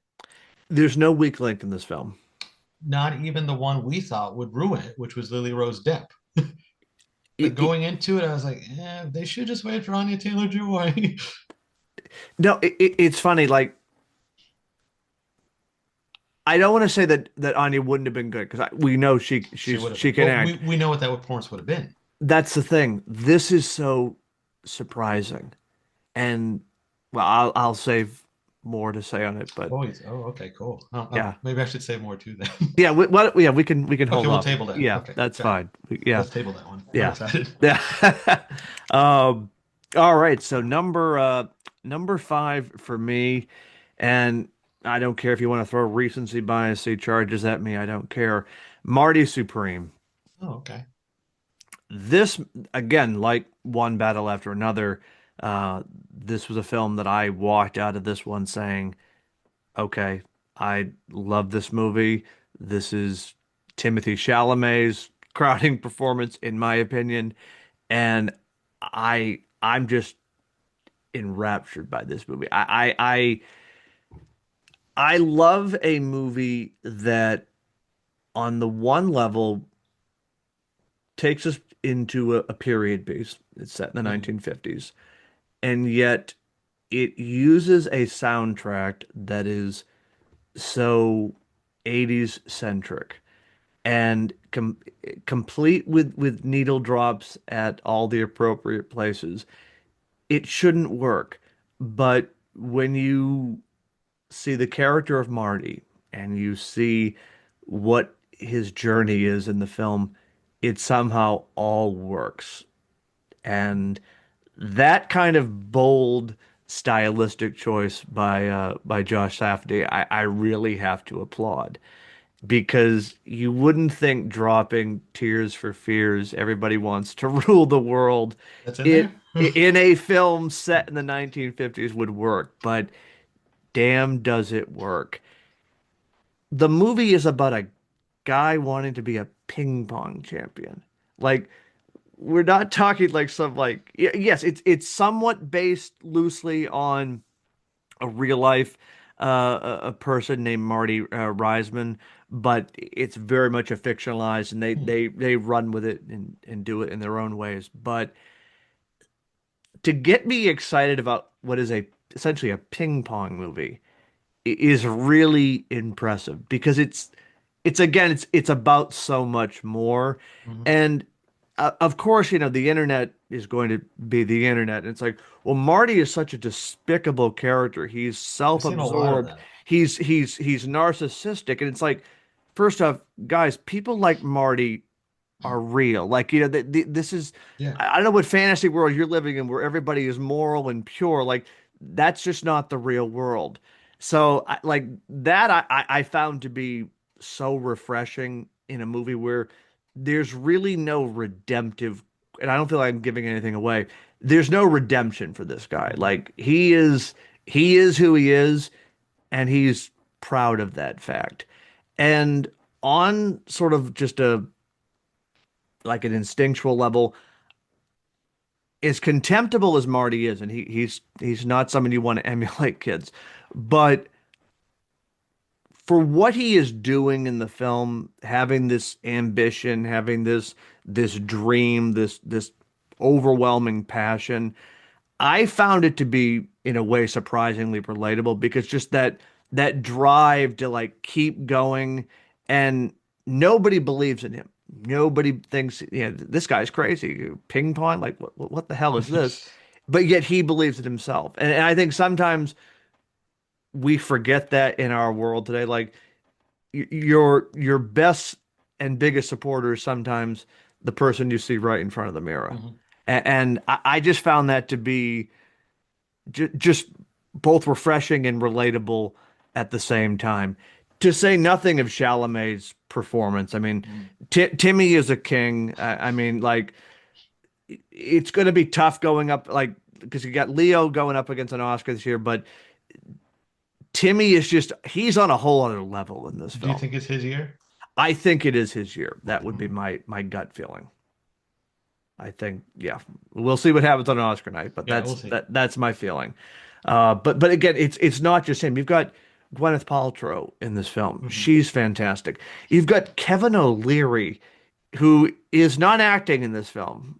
Let me say that there is not one moment where I felt like he was, playing a character. I felt like he was just showing up as himself in this film, which, you know, wasn't much of a stretch, I guess. But he's actually very good, and especially playing off of Chalamet. Like, there's a few scenes where, again, I won't spoil it, but it, I was sort of like aghast in the movie. Like, it's like, wow, they really went there, and it was really well done.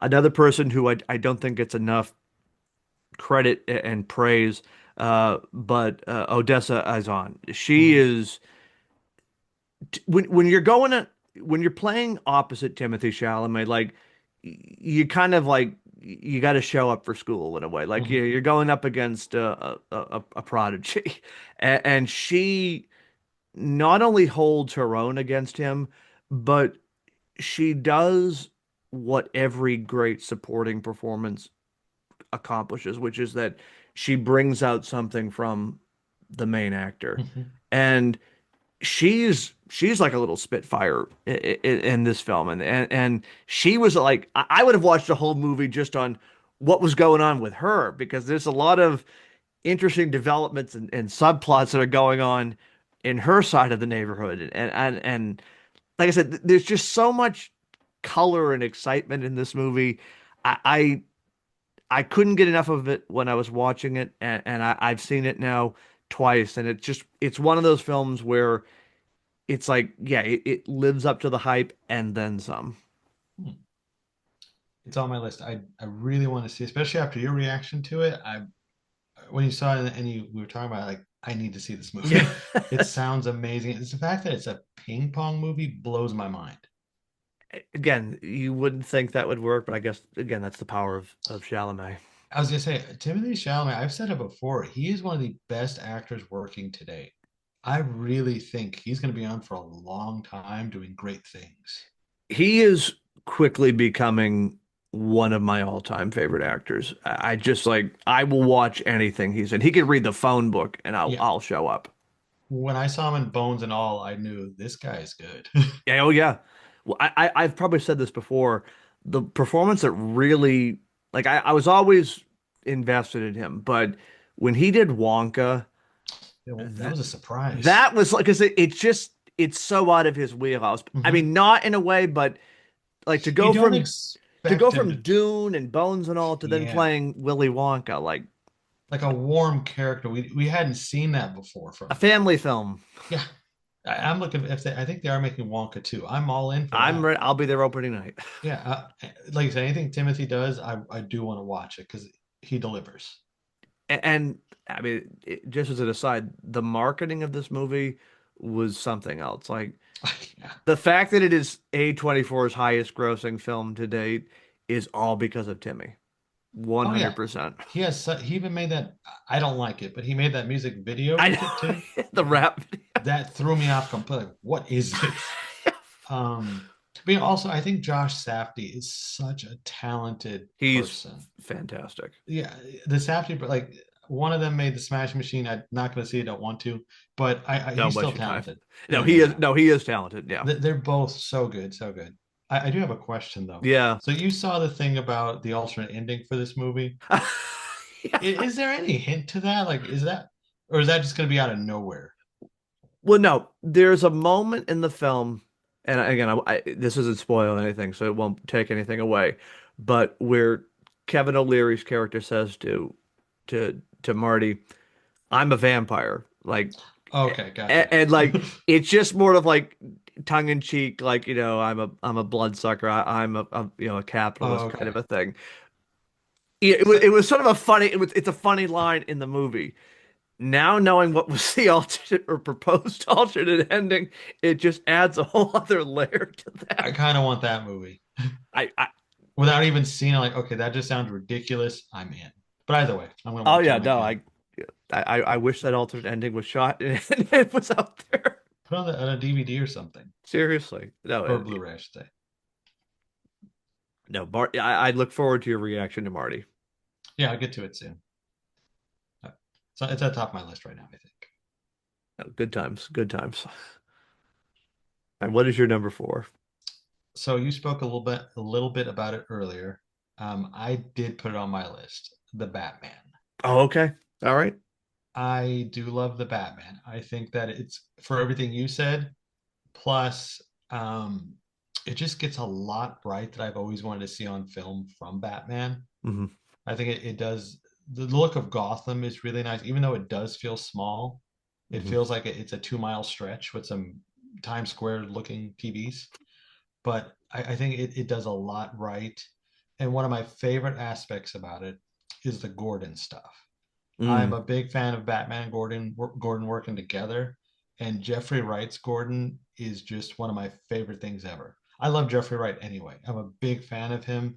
I have been since I saw him in Westworld, and I really noticed him.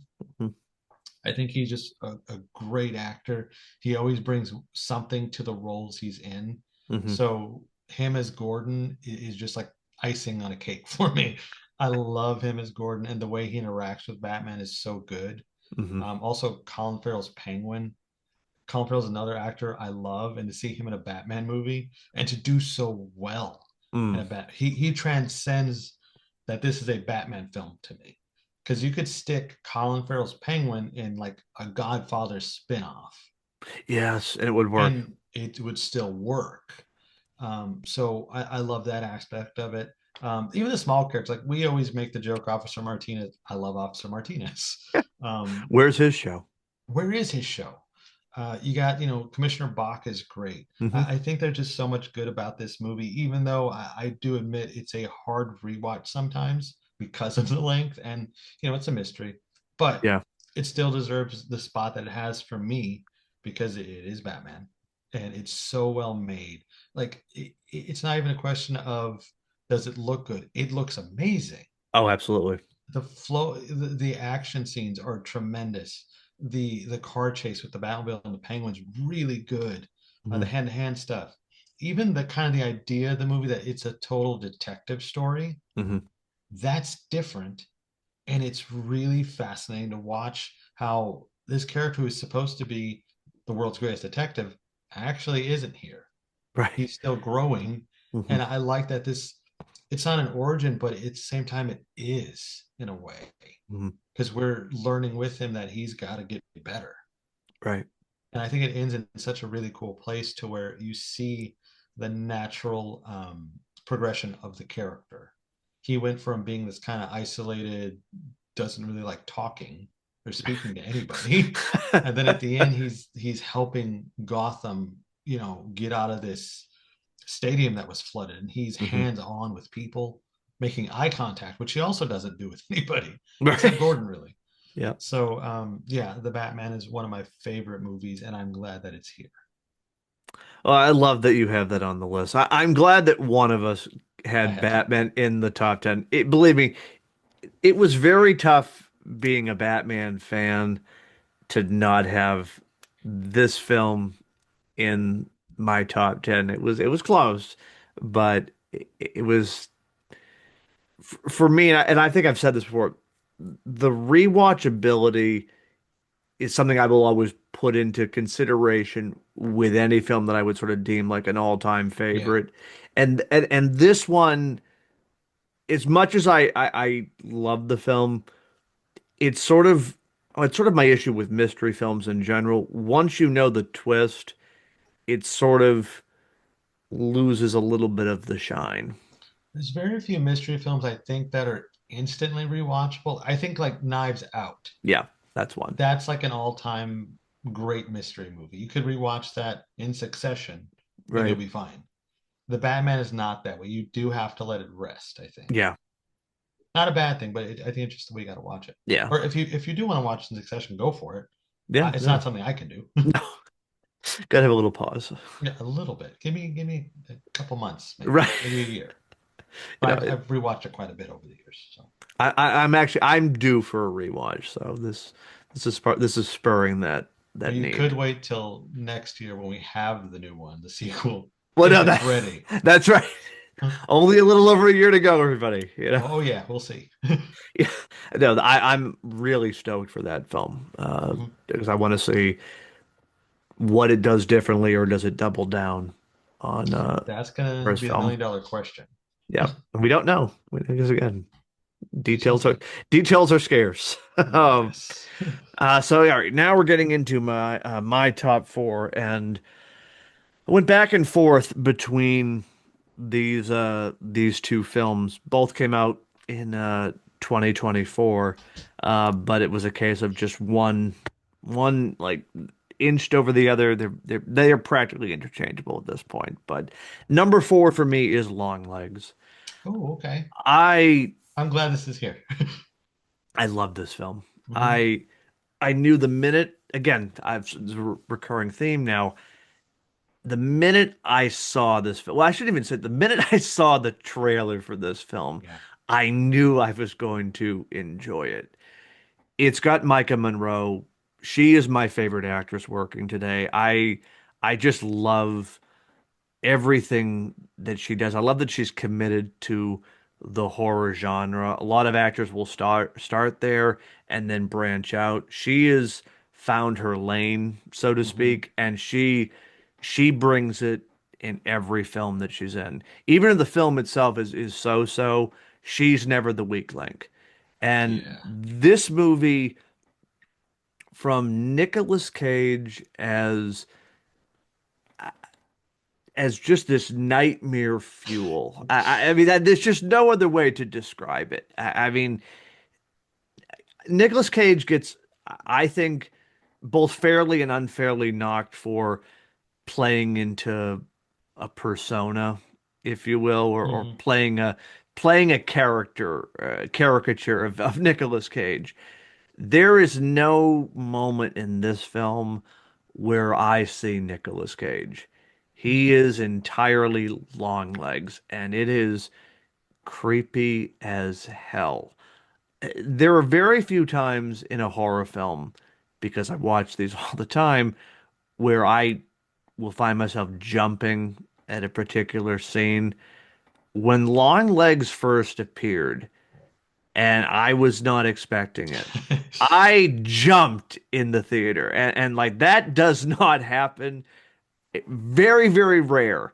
And even still to this day, there is a moment where like my breath will hitch when that scene happens at the end because it is just so arresting and unexpected. And then you just Hmm. again, it's a quick shot of Cage as long legs, but like the let the nightmares begin from that moment on. Uh, I love that this film is in a way it sort of draws some similarities from The Silence of the Lamb.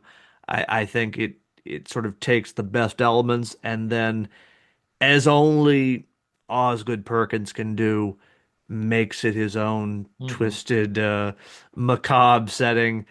I love that we're sort of teetering between, is there something satanic going on here, or like is this just all a bunch of coincidences and hallucinations.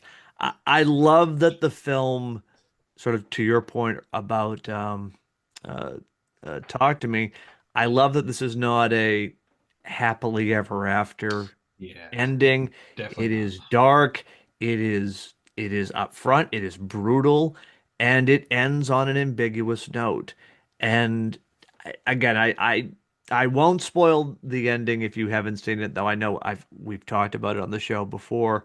I think actually you and I I did an think so. episode, yeah, way back when it came out.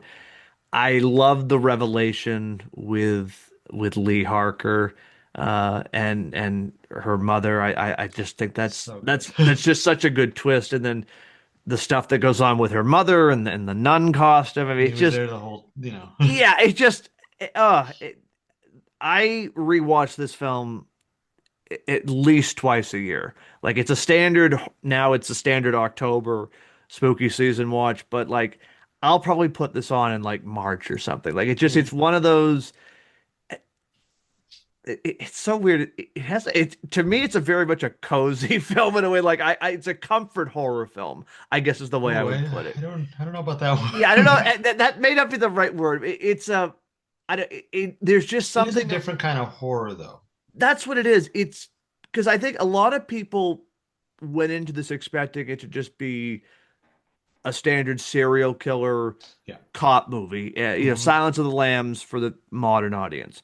And it starts out that way, but then when it turns, it really turns and it Hmm. becomes something totally unexpected. Now, I get it. That either works for people or it doesn't.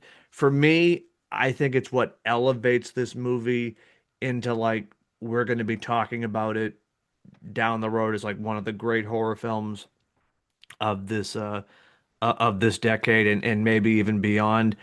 I just I love that it leans so much into that kind of satanic dark magic angle, which Hmm.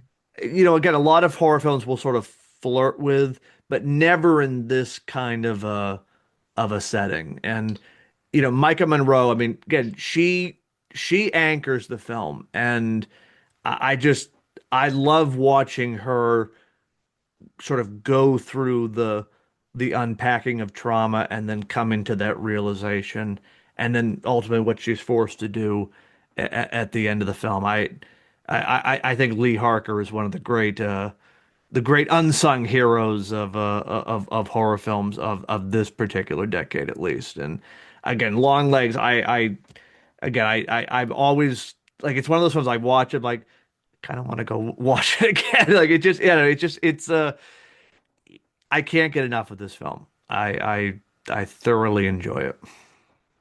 I'm so glad it's made to one of our lists because this was almost on mine too, along with another film that you and I both love. And Hmm. they came out months apart from each other. But I was like, okay, I don't think I think I got to limit the horror I have on my Right. list. I, That the other thing. Okay, I don't want to just put all the horror stuff I like because I like other stuff. right. But Longlegs is everything you said. It is so well crafted. It's so creepy. I love Nicolas Cage, and this is one of his most entertaining Yeah. performances, which is weird to say because he's in it so little, Yeah. which is another misconception I think people went into it with. Hmm. Longlegs is not in the movie a lot. No.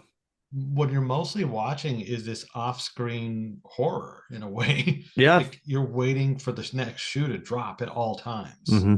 And I'm going to commit sacrilege here. Lee Harker is better than Clarice. So if you guys have pitchforks and arrows, you can still send him to Phil though. But Well, he invited me. So Chris, I agree with you. yeah, I I agree think with you. I agree Micah with is you. the stronger character. And also Micah has, I don't want to spoil anything if you haven't seen it, which you definitely should. There's something in this movie that I think makes Micah's character more important than Clarice's character, and in turn makes the ending, I want to say unforgettable. Yeah. You can't. I Yep. remember leaving the theater and I felt disgusted, Yeah. which is a rare thing after I watch a movie. It's not like, oh, I hate it. No, it's just like you feel so ugly after watching what you just witnessed. Yep. And I It's loved brutal. it. Yep. It's so good. But I'm glad it's made on your list. I love Long Legs. I knew you would appreciate that. Yeah, Long Legs is a good one. This is a solid one. Well said. Well said. All right, that brings us to the top three.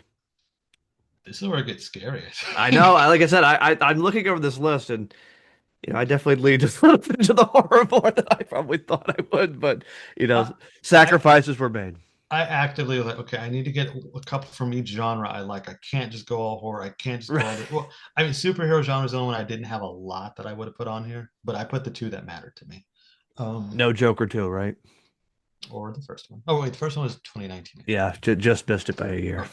Yeah, that would have been on there either. So, my number three is one you mentioned earlier too, actually. Uh, Yorgos makes movies. I don't know who they're for, but I know they're for me. I don't know who else they're for, but they are for me. Begonia is absolute magic.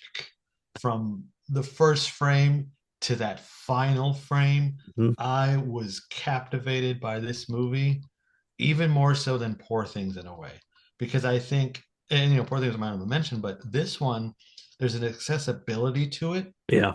that makes it easier just to throw on and rewatch it or put it on in the background. And I'm still going to get sucked into it like Poor Things, but I could watch this in a shorter amount of time, get what I need from it, and go. Also, there's more layers to this movie Hmm. that Poor Things doesn't exactly have.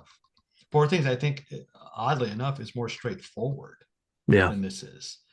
And the thing about Begonia, I love so well, one of the things is that you watch it the first time and I can't spoil. I guess I shouldn't spoil it because it's still kind of new, and there might be some recency bias here with this pick. But Begonia is a movie that you'll watch it. I think you'll believe one thing for the majority of the runtime, Yeah. and then when you rewatch it, you see it differently. Yeah. That's the best way to explain it without spoiling stuff. And the performance is like Emma Stone, of course, you know what to expect from her. Yeah. Emma Stone is an actress that doesn't miss. She's in the same category with Timothy Chalamet. If she's in it, I'm probably going to watch it. I know it's good. Hmm. But who surprised me was My mind just went blank. Jesse Plemons. Jesse Plemons. Jesse Plemons is an actor who just pops up and stuff. Hmm. And whenever he pops up, he is so memorable. Like Civil War, which almost made onto the list, he has one scene, but that one scene is iconic. That's all people talk about. It's all people talk about. In this movie, his performance is so wildly tragic. Yeah. Like there is no way to look at him and like, oh, he's an evil bastard, which No, he's not. no. There's so many layers to this character. You feel for him. He's not just doing this to do it. He believes what he's doing, and he believes it for a reason. Hmm. And the way that point comes across, the way it's unpacked throughout the film, it's so damn good. And I also love this movie mostly takes place in a basement. Hmm. You're watching 2 hours of a basement. Someone made the comparison on Twitter that it's basically sci-fi Saving Silverman, and I can't unshake that thought. That's Wow. Okay. No. Yep. I agree it with is that. so close to that. Wow. Yep. It is the better Saving Silverman. So, and like I said, Yorgos has a very specific style. It's always going to be weird. Right. Right. There's just no way right. I don't think he knows how to make a movie another way. It's his style. It's his style. It's like a wackier Tim Burton in a way. Tim Burton goes wacky gothic. Yorgos just goes wacky. Yeah. That's the best way to describe it. I really don't think he's capable of making like a Top Gun. It's not his thing. And I No. don't want it to be. No. I would never want to make a Top Gun. And I feel like this is his best movie. Poor Things was quite an achievement for what it was, everything considered, the look of it, all that stuff. But if you're looking at just a simple movie, it's this. And Yeah. again, simplicity is wonderful when you can get it done right. This has it. I'm so glad that one of us put this in the top 10. This was a painful one to keep off because, like I said, I think I told you right after I saw this film, it was like I was like 99% sure it was going to move to my favorite Yorgos Yeah, film of all time. And after the second watch, it was like, yep, this is number one, and I think it is his best film I without think so. without question. It's again, it's you said it. It's the simplicity. It's he says so much in such a short amount of time. There is actually a real message in this movie, Yes. which is crazy when you look at all the different things in it and what it's actually about. Hmm. There is a purpose to this movie, and it's crazy. And another thing that I think makes this stand out versus um, Poor Things, as much as I do love it, Oh, it's there fantastic. it is, but it could have also been shorter, and you feel that. Yes, that one there was a length. Yeah. There's no fat to trim. No, Every scene counts. Every scene is meaningful. Everything matters. Literally, when you watch this movie, everything matters. it's such a fun movie on rewatch because, Mhm. like you said, once you know the the twist, the revelation, you see things in a completely different light. And it's one of those situations where, sometimes like the twist and oh the jig's up. You kind of Mhm. you're in on the joke.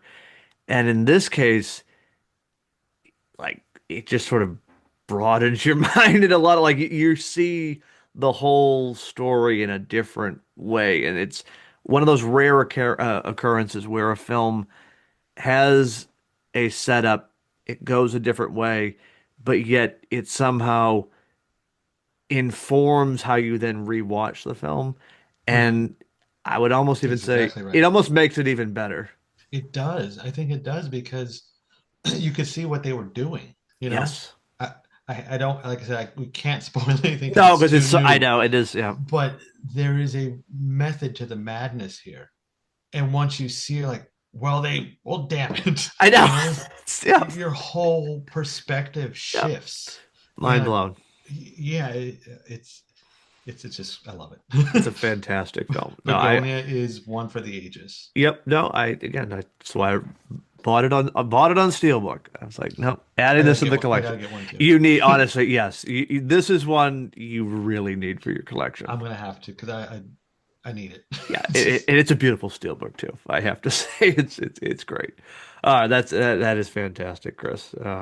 Again, I'm glad one of us made it for the top 10. So it had to I be for me. I no, had I'm glad. to. I'm glad. I'm glad. I honestly, I'm glad that you put it there because I It, know how much you love Poor Things, mhm. and to have this one eclipse it, really that speaks volumes. I remember when you got out of it, I asked you how it was, and one of the things you said was, "It's right up my alley," and you were not wrong. No, no. No, that is for sure. That is for sure. Yorgos, you mad genius. Just keep doing what you're doing. Brilliant bastard. Yeah, that's right. That's right. Okay, so now we're getting into the top three, and I'm sure listeners of the show will probably have a feeling of where this list is ultimately going, but I will hold you all in suspense a little bit longer. Number three for me, and again, this could have honestly been between this and Long Legs, but it is Mm, Nosferatu. You said it, Chris. This is the best we're gonna get of Dracula without it being Dracula. Like mhm, this movie, from the look, from the tone, from the portrayal of Count Orlok, who, for all intents and purposes, might as well be Dracula. It is perfection. It is.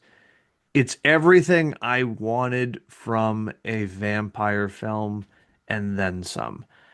I have grown tired in recent years of a lot of the romanticizing of mhm. vampires. There is a place for it, and when it's done well, I think it can work. But I think for the most part, it's become a cliche. Mm.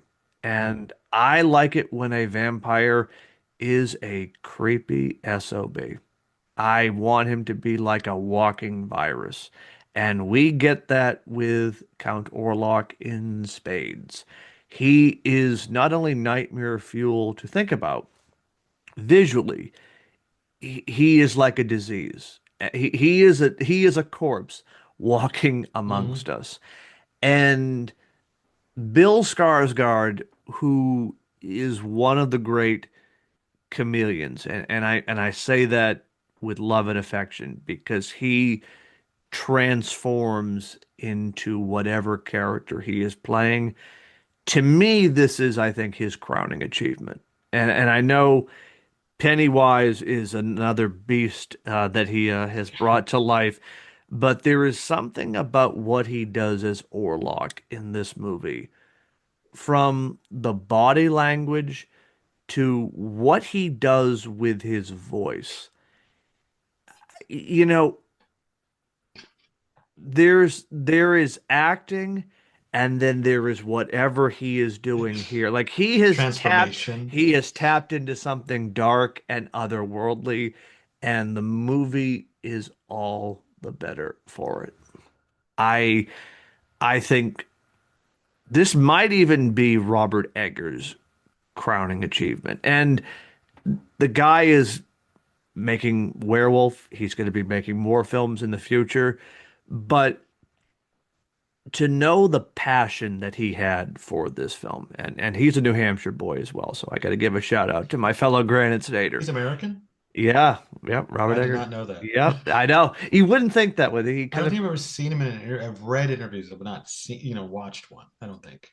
It was very fascinating, very Hmm. very fascinating. But to know that this has been his passion project, kind of in the way Frankenstein was Del Toro's. Mhm. Like he's been wanting to make this movie since he was in high school. He did a stage production of Nosferatu. I love it when someone is able to bring their vision to life, and you can see he left nothing on the table.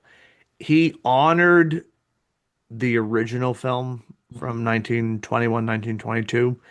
He Yeah. honored the story of Dracula, which is, of course, what Nosferatu is after all, and yet he made it his own. And I love what he does with Ellen in this film. And Lily Depp Rose, talk about another transformation. or Lily Rose Depp, I should say. Um, it is creepy, it is unsettling, Hmm. and you can't take your eyes off her. That moment where she is with Thomas in the house, and the fact that Yes. that was not done with like prosthetics or any kind of visual magic is all the more impressive. To touch on something we said earlier, I don't see Anya Taylor-Joy doing that. No, no, I think you're right. I don't see it. I see Lily Rose Depp doing it as many times as many takes as they needed. Yep, yep. It's That it, scene is something it else. is it's on a whole other level. Um, I this is one of those films where again there's a vibe to this movie. The gothic texture of it, the fact that it is set during winter, it's kind of a quasi Christmas movie in a way. You got like the There is a tree. Christmas tree in it. Yeah, like it just there is something about the visual language of this film that just is so incredible to me. And I love when there is a film that I know I'm going to enjoy because, like you, I love vampires. I love horror, especially, gothic horror is always a treat. But I did not expect to enjoy this film as much as I did and continue. Like it's such a treat. It is such a treat to watch, and I think it is the gold standard for vampire films at this point, and kind of like any future adaptation, take on the lore, Dracula, what have you. This is the blueprint, and I don't see it being replicated in a way that surpasses this for a long time. This is a stunning achievement. In my opinion, you don't do this kind of Dracula story for the next X amount of years because you can't. No, I it's just perfect. I don't see them doing, like I said, anything better than this. Mm-mm. Even if you clean up the count, make him look more human, and try to do something, I don't think it'll hit the way that this hit for a number of reasons. Eggers' direction is just a masterclass. The shots of this movie, like there's that shot of Thomas in the forest, and it's like a long shot, Oh, and yeah. it's covered in the shadows. I don't use the word breathtaking often, if at all, but this movie has those kind of shots. It's It like a also, painting come to a life. lot of it looks like a Gothic painting. And even like we didn't even mention, Willem Dafoe Thank you. is so incredibly unhinged, He's perfect. but he's perfect. It's like he watched Anthony Hopkins, Ben Helsing, and said, "Hey, I could do that better," Yep. and then he did it. He did. He did it so much better. And if it's Willem Dafoe, who I mean, this is what he does. I And love it that also, he's his muse, Robert Eggers' muse. I do too. It's one. I hope they keep doing this for however long Willem Dafoe wants to Yeah, act. forever and ever. And also, the deaths in this movie are so shocking at times. Like I've talked about this a lot. When Orlok kills two twin children, and they didn't shy away from it, they show you he's holding their corpse, the corpses of these kids. That you don't see that on film, and you I don't go for it the way they did. I don't have anything to back this up, but I am wondering, and I would almost suspect there had to have been a studio note that was like, we could do all this other stuff. We can't kill the kids like this. And if that was the case, I give more props to Eggers for potentially sticking to his guns because that scene to me is what really said, nope, we're not your dad's This Dracula. isn't Renfield. This is not Renfield. No, we are doing our own thing. You better watch out for Count Orlok. They made him dangerous, which is He a thing he that's feels it. You it's a feel thing it. that's missing from a lot of modern vampire films, that danger.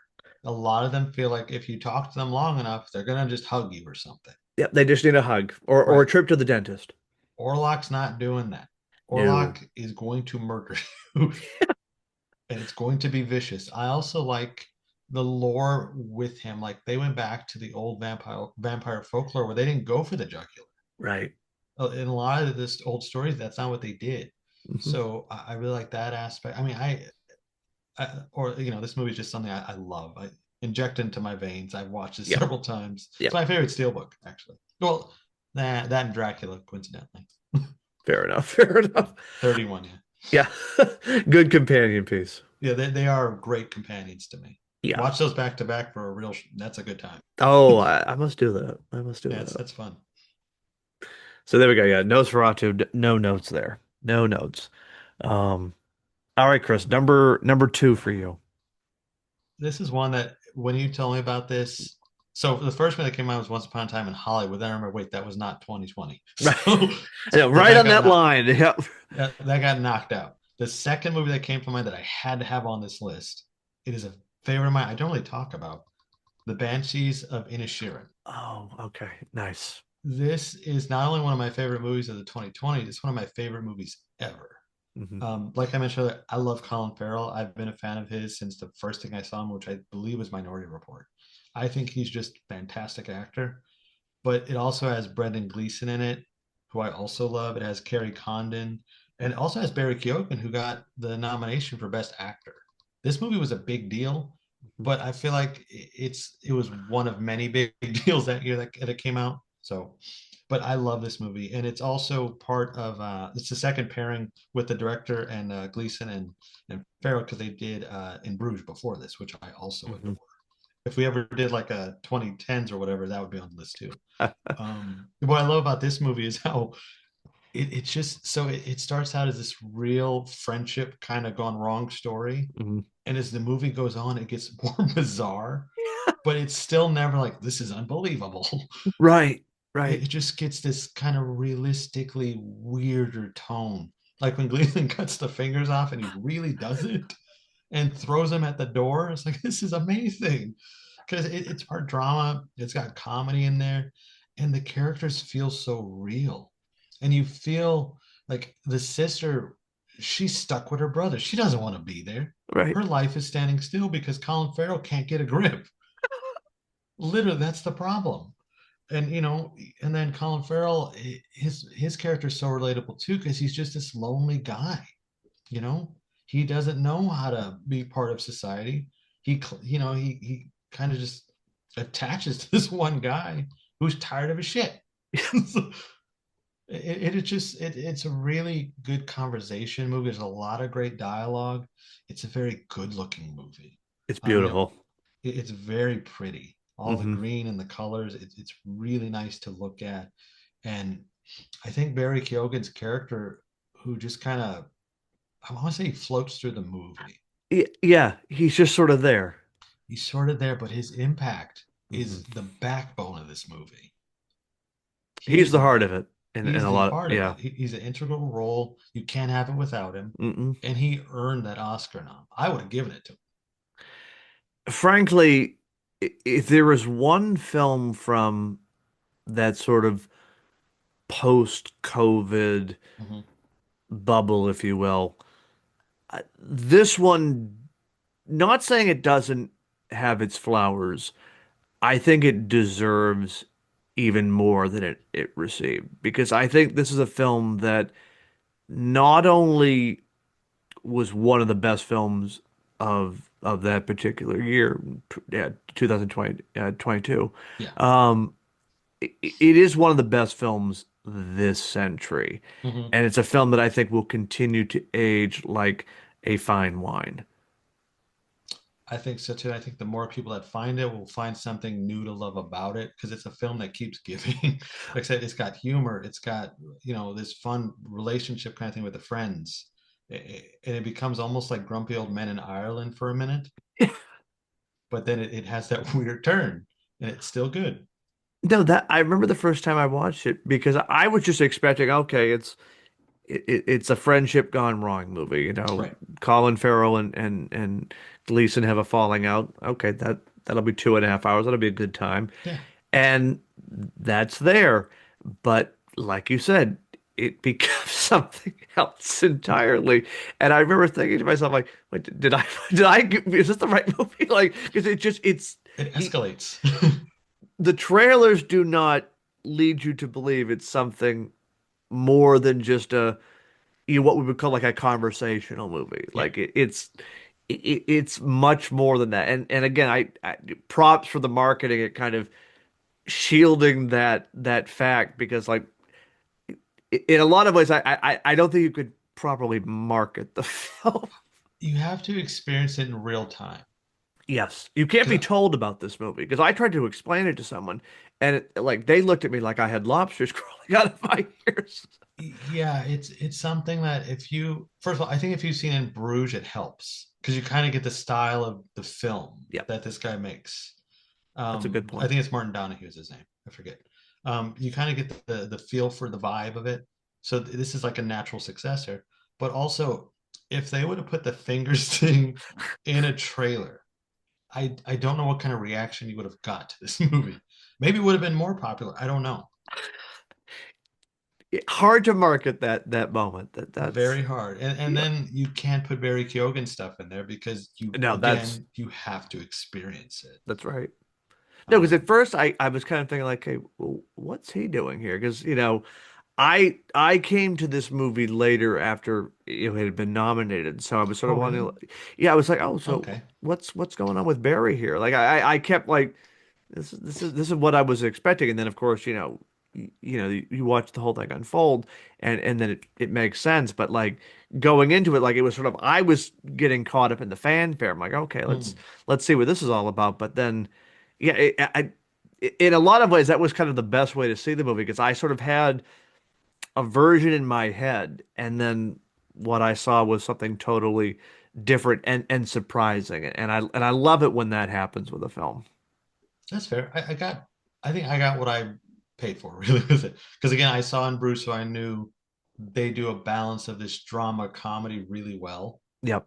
So I kind of knew what to expect, but I still didn't know it was this. No. So It's yeah, it is like I said, it's one of my favorite films ever. I really love The Banshees of Inisherin, and I would recommend it to anybody. I'm glad that you have that. I was wondering, because I know you have spoken highly of this in the past. So I Mhm. kept thinking, I said, this has got to be it's either number one or number two. It So was close, yeah, yeah. no, that's a good pick. So nicely done. And again, I will co-sign that this film deserves to be seen if you haven't seen it because it's just I mean just from a performance uh, Oh yeah. level like it just Farrell and Gleason and Keoghan and Coden they're dynamite in this movie. There's something special on another level, I would say. Yeah, they really are. There's the script The and then there's chemistry whatever they is had. Yeah, no, it's off the charts. It really is. Honestly, they should all do a movie again together. I'm hoping that they do another team up with all of them. Yeah. Yeah, seriously, I'll pay money for that. Okay, so number two for me, and I don't care, recency bias, be damned, Frankenstein. Okay. Hat is right there, everybody. For those watching, this movie, I love the story of Frankenstein. It is at times it's a genuine toss-up between Frankenstein and Dracula. I go back and forth. There's just something about this world, and probably because I remember reading the story back in school and just being enamored with it. I had grown up watching the Universal monster films, the Karloff film and its sequels, all the subsequent remakes and adaptations. I've been very steeped in the lore of Frankenstein. To me, this is the definitive version of that story. Hmm. And in part because it honors all of the best parts of the original novel by Mary Shelley, which is a gem in its own right. If you have not read it, even if you're not a horror fan, I would just recommend reading this book because I think it's one of the great works of literature, hands down. But what I love in this film is that Del Toro, not only is he making Frankenstein the monster in a way, which is a very common trope that appears in a lot of different versions, but he goes out of his way to, instead of strictly vilifying Frankenstein, he makes this film a story of fathers and sons. Mhm. And I found that to be so moving and poetic. It's a film that deals with forgiveness and sort of the letting go of the burden of hate, regret, shame, all of the emotions we work through in our own life. And I just found this film. I've watched it now 4 times. I can't get enough of this film, and I will continue to watch this film. Can't wait for the 4K on That's what I'm waiting for. I can't wait for the Criterion release. I'm again waiting for Del Toro to drop that news. To me, the story is so moving. I don't mean to be sound sappy or over the top with emotion, but I fill up watching this film every time. When we get to that ending and the creature has forgiven Mm. his creator, his father, for lack of a better word.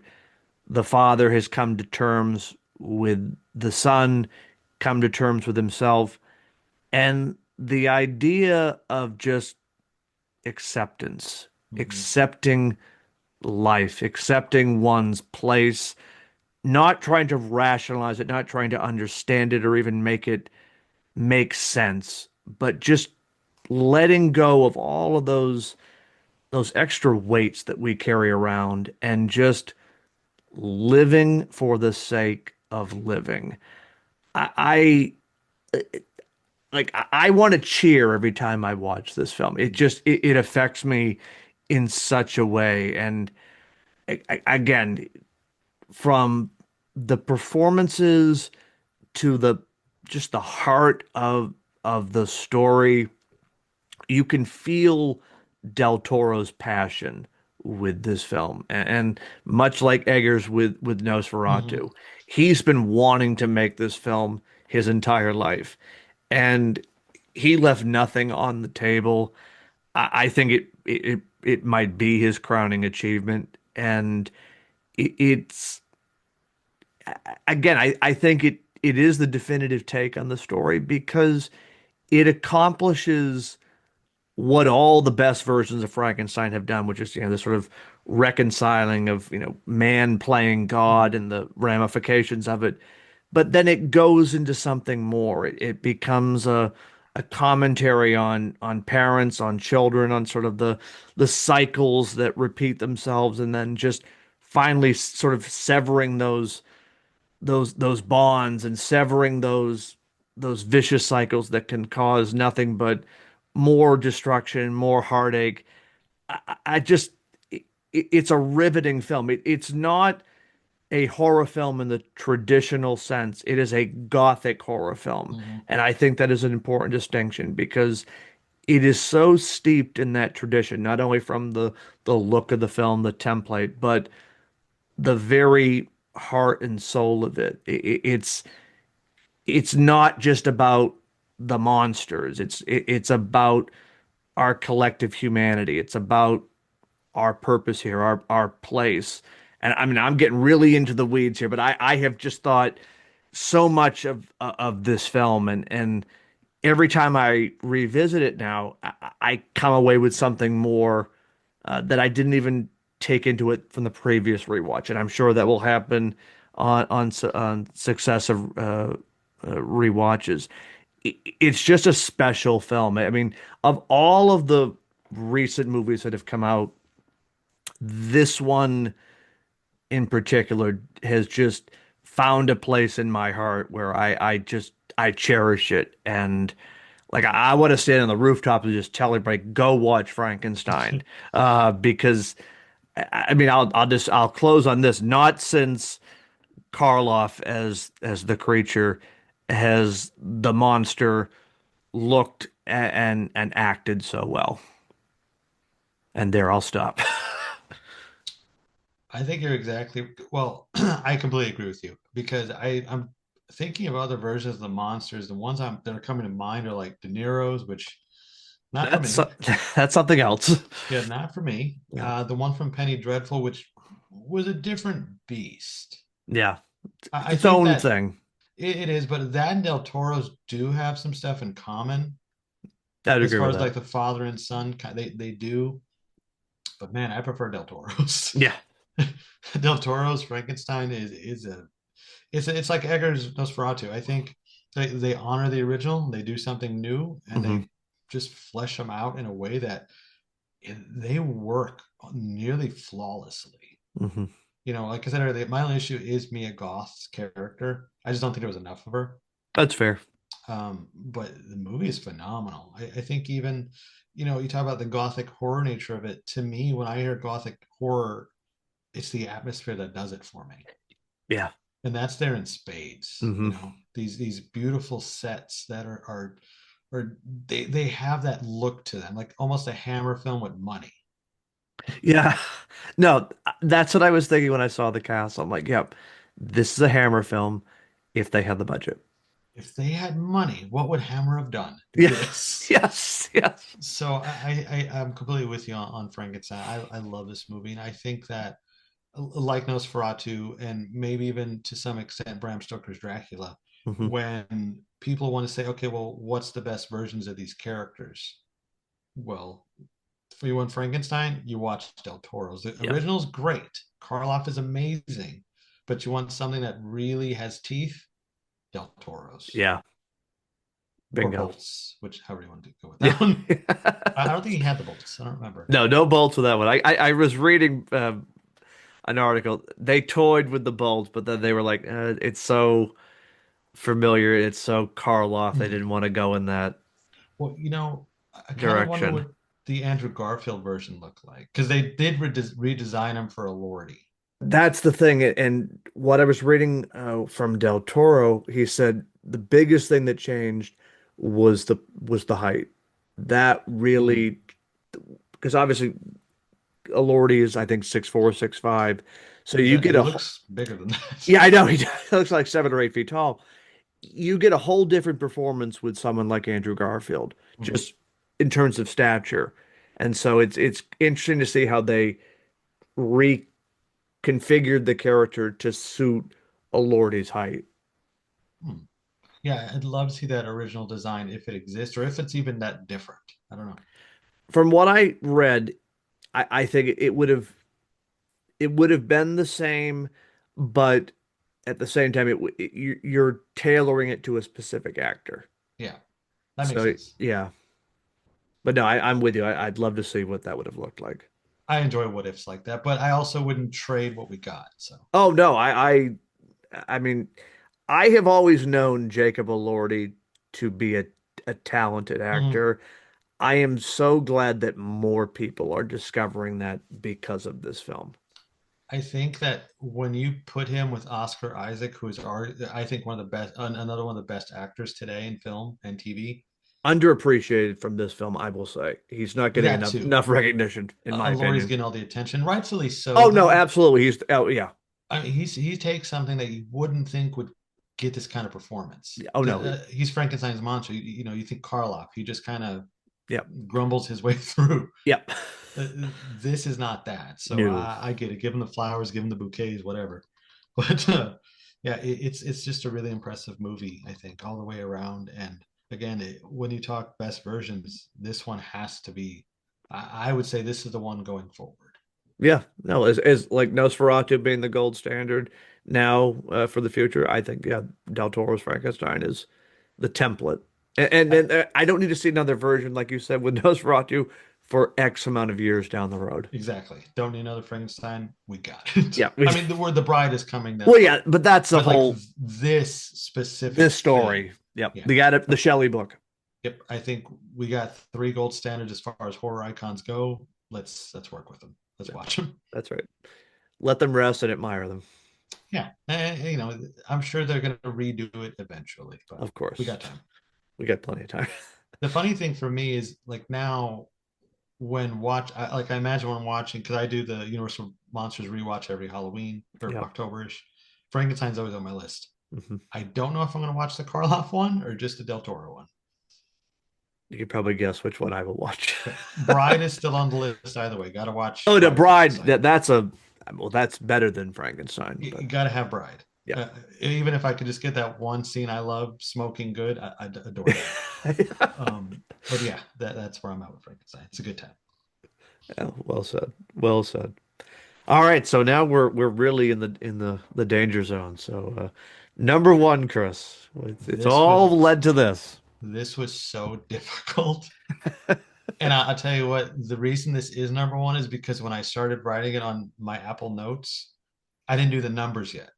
So Oh, then okay. when I highlighted, put the numbers afterward, it just happened to be number one. I was like, oh, that feels right. It's Sinners. Nice. I Nice. Sinners is a movie, and yes, it's another vampire movie on the list. I'm sorry, but No um, judgment. Sinners is a just a special movie to me. I think that yes, it is. A lot of people try to make it sound like this is like a unique movie. We've never seen anything like this before. We have. It was called From Dusk Till Dawn, but Dusk Till Dawn doesn't have the direction this thing does. It doesn't have the look of it. It doesn't have the performances. Hmm. Michael B. Jordan as Smoke and Stack is just top tier. I say they, it's one guy. Right. Michael B. Jordan is phenomenal and he's flawless in the portrayal of both of them. Now, I will say I have a hard time telling which, at first, I had a hard time telling which is which Hmm. because I was just looking at them. But Right. once you hear them speak, it's like, oh, that's Smoke, that's Stack. Yeah. Um, but it's not just Michael B. Jordan, it's the whole cast. Hmm. Everybody sings in this thing. There's not one wasted position in this cast list. And Remick, Jack O'Connell, he doesn't get to do a lot in this movie, but he makes it count. Yeah. He is something else. Like it's one of the strangest scenes in the movie. It doesn't even make sense from a cultural standpoint. But when they're all doing the Irish jig or whatever the hell that thing is called, like even Cornbread's clapping along, like this makes no sense, but I love it. I This is know. so good. And Remick's just in the middle going at it. And then like when they actually enter the barn and all the action really hits, it looks amazing. And I think there's so much heart in this movie too. Hmm. Because you even look at the scene when uh, they break in and I'm actually having a hard time remembering the character's name, but bear with me. I'm looking it up because I need this name for the purposes. All good. All good. When Ruthie gets killed, or not Ruthie, she's played by a woman. What is her name? This cast list is horrible. Look, it's arranged horribly.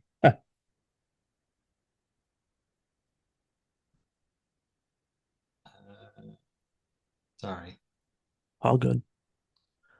That's why we have technology for these moments. it is what Annie. I don't know why I couldn't remember Annie. When Annie dies, and you see that they wanted to turn Annie so they could be a family together. Yeah. That was so. Like you were saying, some of it, the romanticism is too much in some of these movies. This was different because Yes. this is like they're still ready to tear everybody apart, but they want to do it as a family. Right. We're gonna be a family of killers. It's like, yes. More of Why that, did please. right? Why did we kill Annie? We should have just did that. Right. And also the lead up. So I'm gonna compare it to From Dusk Till Dawn again. And mind you, I love From Dusk Till Dawn. Oh yeah, it's a good The film. lead up to this one has more of a feeling to it because you're seeing this party come together and there's like a feeling like, oh, this is going to be good. They're going to Hmm. have a good time. This is good for them. You know Yeah. what I mean? Whereas From Dusk Till Dawn doesn't have that. No. They're in a bad situation, about to be in a worse Yeah, situation. from day one. right. There's like a glimmer of hope in Sinners. Like, oh, maybe this will turn out okay. Maybe it will. It does not. Yeah. And then like the ending of it, when he's just gunning down the white supremacists all on his own, it would have been really easy to let him survive. It would have been too easy to let him survive. Yeah. He doesn't. And that makes the film so much better, I think, because he's not Superman. That's why I think the film ultimately works.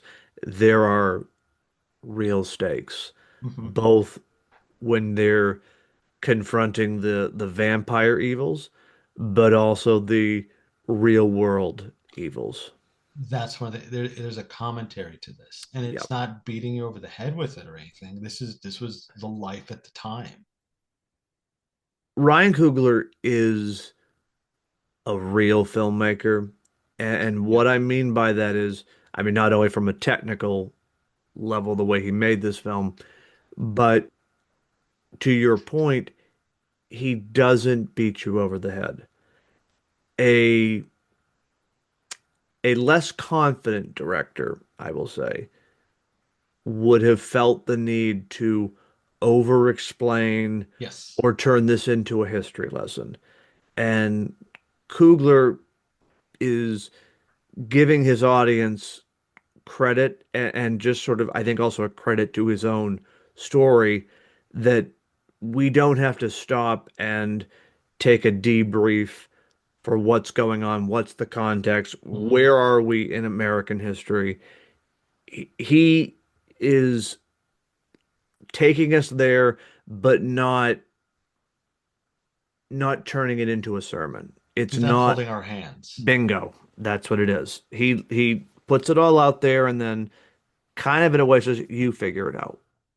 Yeah, and that's the best way to do it. It really is. And also, what an eye for talent. I mean, Oh, Miles Catton. could, yeah, he is something else.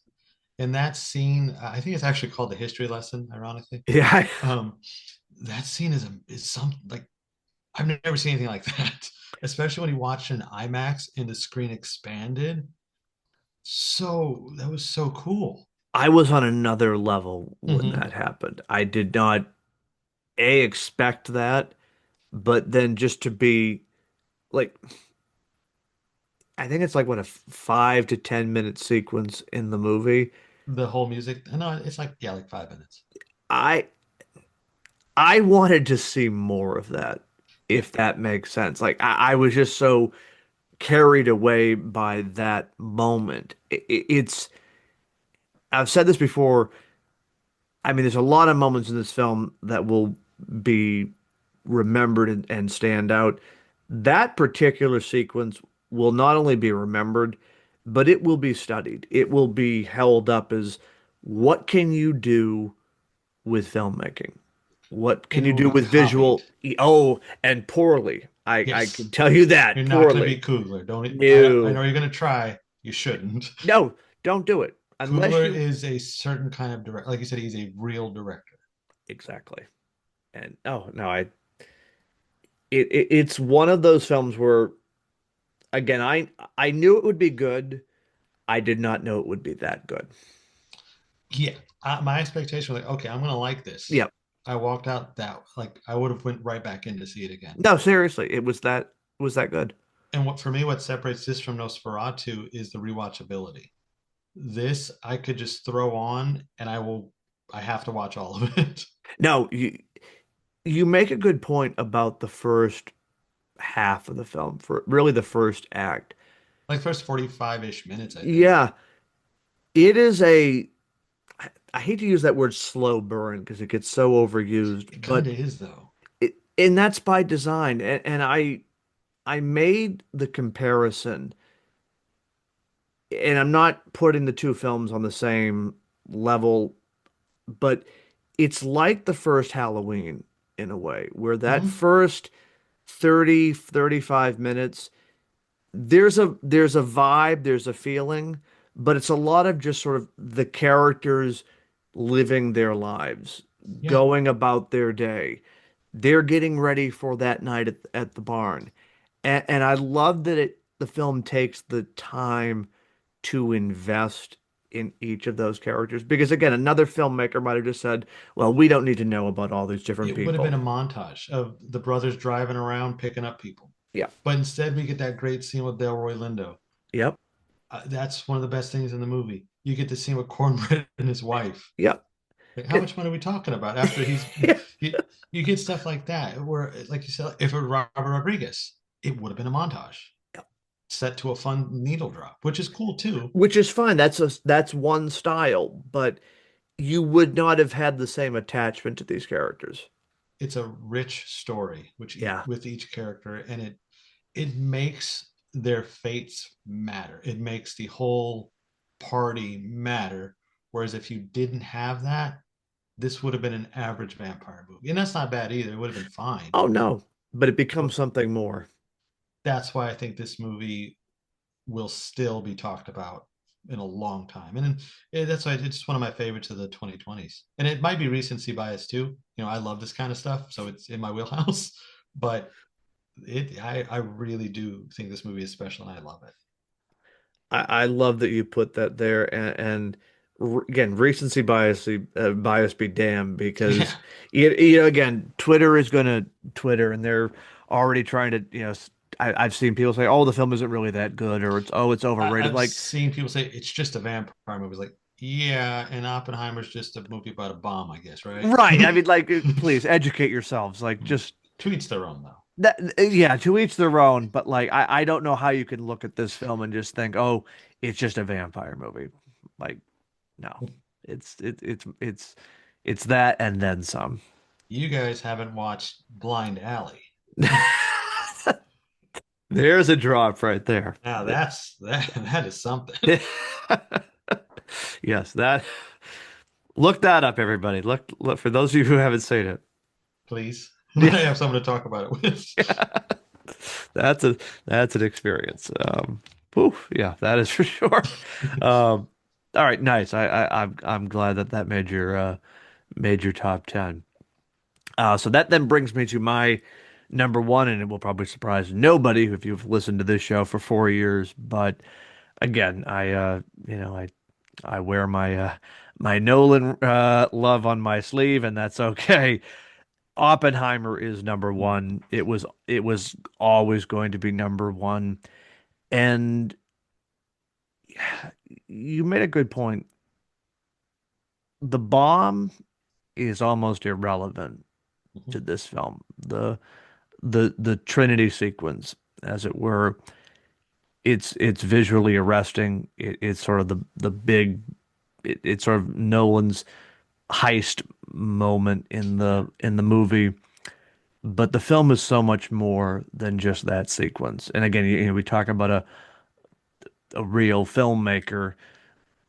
Lesser hands would have made that whole the entire sequence and forgotten everything else or downplayed everything else. And to me, I think what makes this movie so impactful are those character moments. Mhm. And I love that the film does not do like what a lot of biopics tend to do, which is romanticize our lead, or Yeah. try to rewrite history in a way where we look at them with a sympathetic light, or they were here because of X, Y, or Z.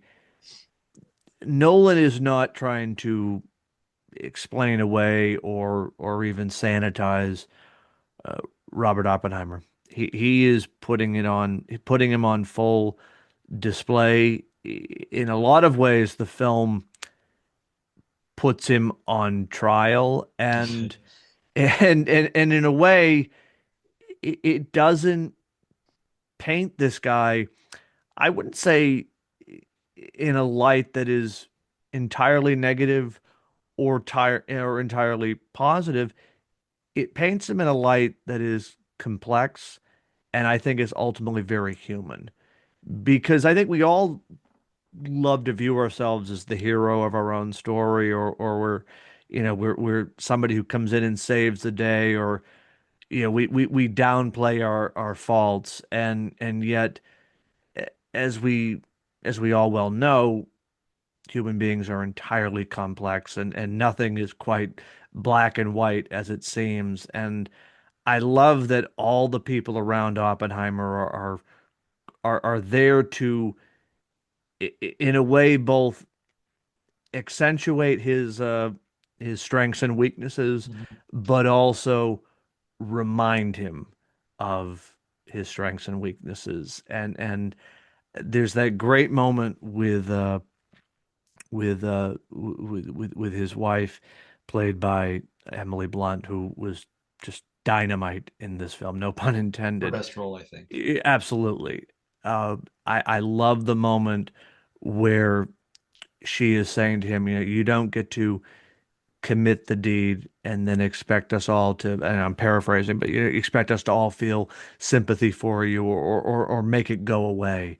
Hmm. And I love that the film is Oppenheimer trying to find a rationalization, trying to, in a way, excuse the very thing that was his life's work. And no matter what he does, no matter, as Einstein says, no matter how many awards you're given or how many ceremonies or salmon and pate they give you, it's never enough. It's not going to wash your hands, so to speak. And it's a film that provides, I think, a needed history lesson Hmm. on a part of American history that I think at times is glossed over because it's sort of wrapped up in the triumphant aftermath of World War II. We won. Everything was, the Nazis, the axis of evil was defeated. We've moved on, the Japanese, all that. But there's, as always with history, there's that much more gray than black and white. Hmm. And I think especially now, this film, I think, serves as a reminder of both limitations of man, but also the needed safeguards that I think just because you can do something doesn't mean you should, or you need to think through 12 steps ahead and not just be like, well, it'll be okay because I'm good and virtuous and Hmm. therefore everything will work out. That's not the the history of human nature, as we have seen. And again, you all, everyone knows I love The Dark Knight. That is still my favorite Christopher Nolan film. But I think this is his crowning achievement to date because, just again stylistically, but for what Nolan was trying to say here. Like, again, you're taking a movie about the guy who created the atomic bomb, Hmm. and to make that both visually compelling, dramatically compelling, while also having something to say, is the hat trick. That's a job well done. And only Christopher Nolan, I think, could have made this movie. And I think only Cillian Murphy could have played Oppenheimer because he is just, I mean, you can't take your eyes off of him in this film. And you know, you hate him as much as you cheer for him at the same time. And then you also feel a strange sympathy for him because you can Hmm. kind of see the demons he is wrestling with. And a lot of this film is just Murphy, like you said, staring off into space or lost in his own regret, and he doesn't say anything. It's just the look of those icy Horrors. blues eye. Yeah, he just, oh, you're carried away by it. Again, I adore this film. I listen to the soundtrack every now and again if I'm like at the gym or something. It can both pump you up and also like kind of like bring you down at the same time. Yeah, I can see how that would work. Yeah, no, you know Ludwig is he's a master working today, and right here this is this is a score that to me, the best scores will complement a film, and Mhm. that happens here tenfold. You know, you talk, there's best films and there's favorite films, right? Yep. I think with Nolan, this isn't my favorite Nolan film, but it is his best film Yep. so far. Because Odyssey is coming this I year, and know I we have a am, caveat. yeah, I am, I'm Yep. there. Yep. I can't wait for that one. But I'm with you. I think Oppenheimer really is his best film for everything you said. And also, there's something about this film that if you don't know anything about Oppenheimer, you walk out of this knowing everything you need to know to make a Right. decision about how you feel about Oppenheimer, Right. which I think that was not really talked about a lot when this was released. No. Because there are a lot of people who don't know anything about him. Like, I just kind of knew the basics Yeah. of Oppenheimer, of who he was. And so you leave the theater and, like, in my case, I was like, oh, so he wasn't that bad of a guy. He was just this. Yeah. You can't really forgive him, but you can't You can understand completely. him. Right. There's more of an understanding, and that's thanks to the direction of Christopher Nolan and Cillian Murphy's performance. Yep. I think without them, this movie wouldn't have. It doesn't work the same way because Nolan attacked it in a certain way that, like you said, you feel for him. Whether it's to cheer him, you hate him, Hmm. you feel something for him, and you can see through the performance that there was more going on. He Hmm. doesn't even have to say anything. I know. And those are the best kind of performances. Yeah, and Killian Murphy is great with that anyway. You give him a good script and he will deliver something amazing. Yep. It's what he does. He is that guy. Oh yeah. Um, but Oppenheimer, I think, just sticks out particularly because it's a flawless 3 hour rated R film. Yep. You don't have a lot of those. No, which is again all more of the power of Christopher Nolan. It is an Uh, achievement. yeah, like I said, in theory, this is a film that shouldn't work Hmm. the way it does. I mean, it made almost $1 billion. That is not for nothing. I mean, again, we're not talking a big budget spectacle here. Like it's at its core, it's a character drama. It's This people is not talking. Titanic. No, it is not Titanic. No. And yet it was one of the biggest films of the year, and that's that's not for nothing. Madness around this movie. So here in Dallas, we have one theater that's a 35 millimeter IMAX. It's only one. This theater was running show times almost 24 hours. Wow, You could go watch Oppenheimer at 3 a.m. if that's when you were able to get a ticket. wow. That was a real thing. And the fact that people were going at 3 a.m., 8 a.m. to watch this, like literally wake up and watch the atomic bomb, that's crazy. The Odyssey's gonna work out the same way this year with that theater. So it's just the power of Nolan and how good this film is. People had to see it, and I don't know anybody who didn't like this movie. No, I mean, I'm sure they exist, Yeah, I'm sure. but I have never heard a, a, a legitimate knock No. against this film. And again, you can't say that about a lot of biopics. And again, this is not like a cradle to grave type movie that a lot of those films tend to be. No.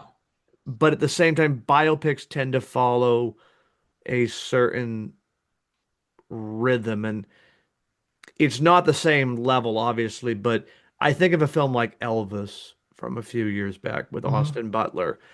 That, for all of its flash and moments, tends to be more of a what I would call a traditional biopic, where it sort of cherry picks and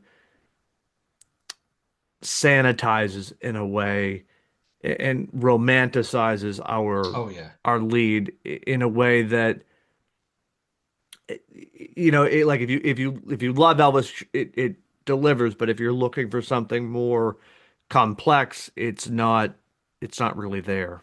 That's how I feel about Bohemian Rhapsody, which I think is also in the Another same one. league. Yeah. They completely sanitized Freddie's world, even to the Yep. point of making his manager like a cartoon villain in the Yep. movie. Yep. which was not the case. No. So I much prefer Oppenheimer's style or Nolan's style as a biography, where it's not cradle to grave, it's not cherry picking, it's real. And to me, that's one of the things that makes it work so well. And I will just say, for anyone who's looking, who are, if you ever read a screenplay, and those can be sometimes dry uh, Yeah. outings, I would recommend reading this script because the way Nolan wrote it, it reads like a novel where whenever Oppenheimer is on screen, and it's basically 99% of the film, it's written in a way where it is told first person style. Mhm. And that is so contrary to a script where it's like normally, Oppenheimer does this, Oppenheimer says that. Everything is, I did this, I did that, I saw this. And it really puts you in the character's head in such a unique way. And again, it reads almost as if you're reading a personal diary. That's really cool. I didn't know Yeah, it's that. it's a very it's a very interesting script. I mean, it still has all the usual bells and whistles Oh that yeah. we would associate with the screenplay, but that added twist, if you will, I thought was a really unique way uh, to sort of go at it, which you don't usually see and is definitely frowned upon from the filmmaking teachers and whatnot who say, oh, you must do it a certain way with your script. And I mean, again, Nolan can do what he wants, I was but gonna say, I nobody's gonna put nobody puts no, no Nolan in one's a gonna put corner. Nolan in a corner. That's right. Nobody puts Nolan in a corner now. No, no, I no, wonder no. if that helped Murphy's performance too. I would imagine it would uh, to have that instead of the usual third person. I think he would And take if more ownership of it. yeah, and I think for what the story he was telling, that makes it all the more accessible, if you will. What a movie. What a What a film! picture. What a pic! There we go. That's right. What a picture. So there we go, everybody. There we have our 10 favorite films of the last 5 years. Chris, if you want to run down your 10 again. Oh yeah. Let me bring that back up. Because now in my head I'm switching stuff. Bear with me. Yeah, Like, I forgot this one and this one. So number 10 is Saltburn. Number 9 is Talk to Me. Number 8, One Battle After Another. 7 is Oppenheimer. Mhm. 6 is Deadpool and Wolverine. I got number 5 as Nosferatu. Number 4 is The Batman. 3 is Begonia. 2 is Banshees of Inisherin. Number 1 is Sinners. Nice. Number 10 for me, Halloween Ends. Number 9 is Nora. 8 is Tenet. 7 is Furiosa. 6 is One Battle After Another. 5 is Marty Supreme. 4 is Longlegs. 3 is Nosferatu. 2 is Frankenstein. And number 1 is Oppenheimer. So there we have it. Again, you can if you have objections, if you have your virtual pitchforks ready, send the hate mail my way. I will address it. That is fine. But again, as I preface at the start, this is not meant to be definitive. This is simply our favorite films. Notice I did not say best. That was a I There's a mean, difference. there's a difference. Again, we mentioned that point a few moments ago. Sometimes people conflate the two, but there is a distinction. Well, Chris, thank you for being a part of this really mammoth-sized episode, but definitely one that I think was worthy for show number 200. So much appreciated, buddy. Thank you for having me. It's always fun when we get together. Likewise. Before I let you go, on social media, where can people stalk you in the best way possible? You guys can follow me on Twitter at thatchris70. I do a bunch of different bullshit. It's all there. Wonderful. And be sure, everyone, if you haven't, give his show, Gathering of the Geeks, a like and a follow. Yeah, you haven't you've gotten back into your weekly show, kind of, but That was a one time. that was a what? Well, We'll see when we do another one. We're doing. We're gonna have some more three movies. You and an island coming. I was gonna say you're I don't want to call it your sub show because it is sort of the same umbrella, but Yeah.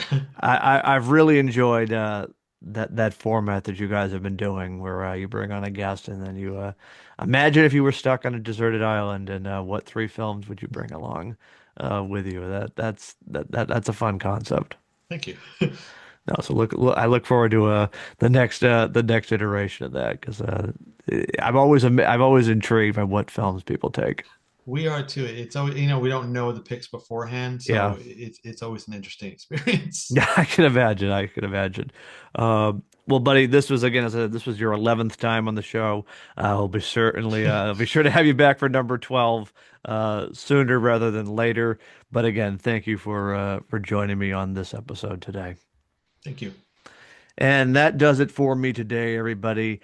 I will be back next week where we will do this all over again for the love of movies.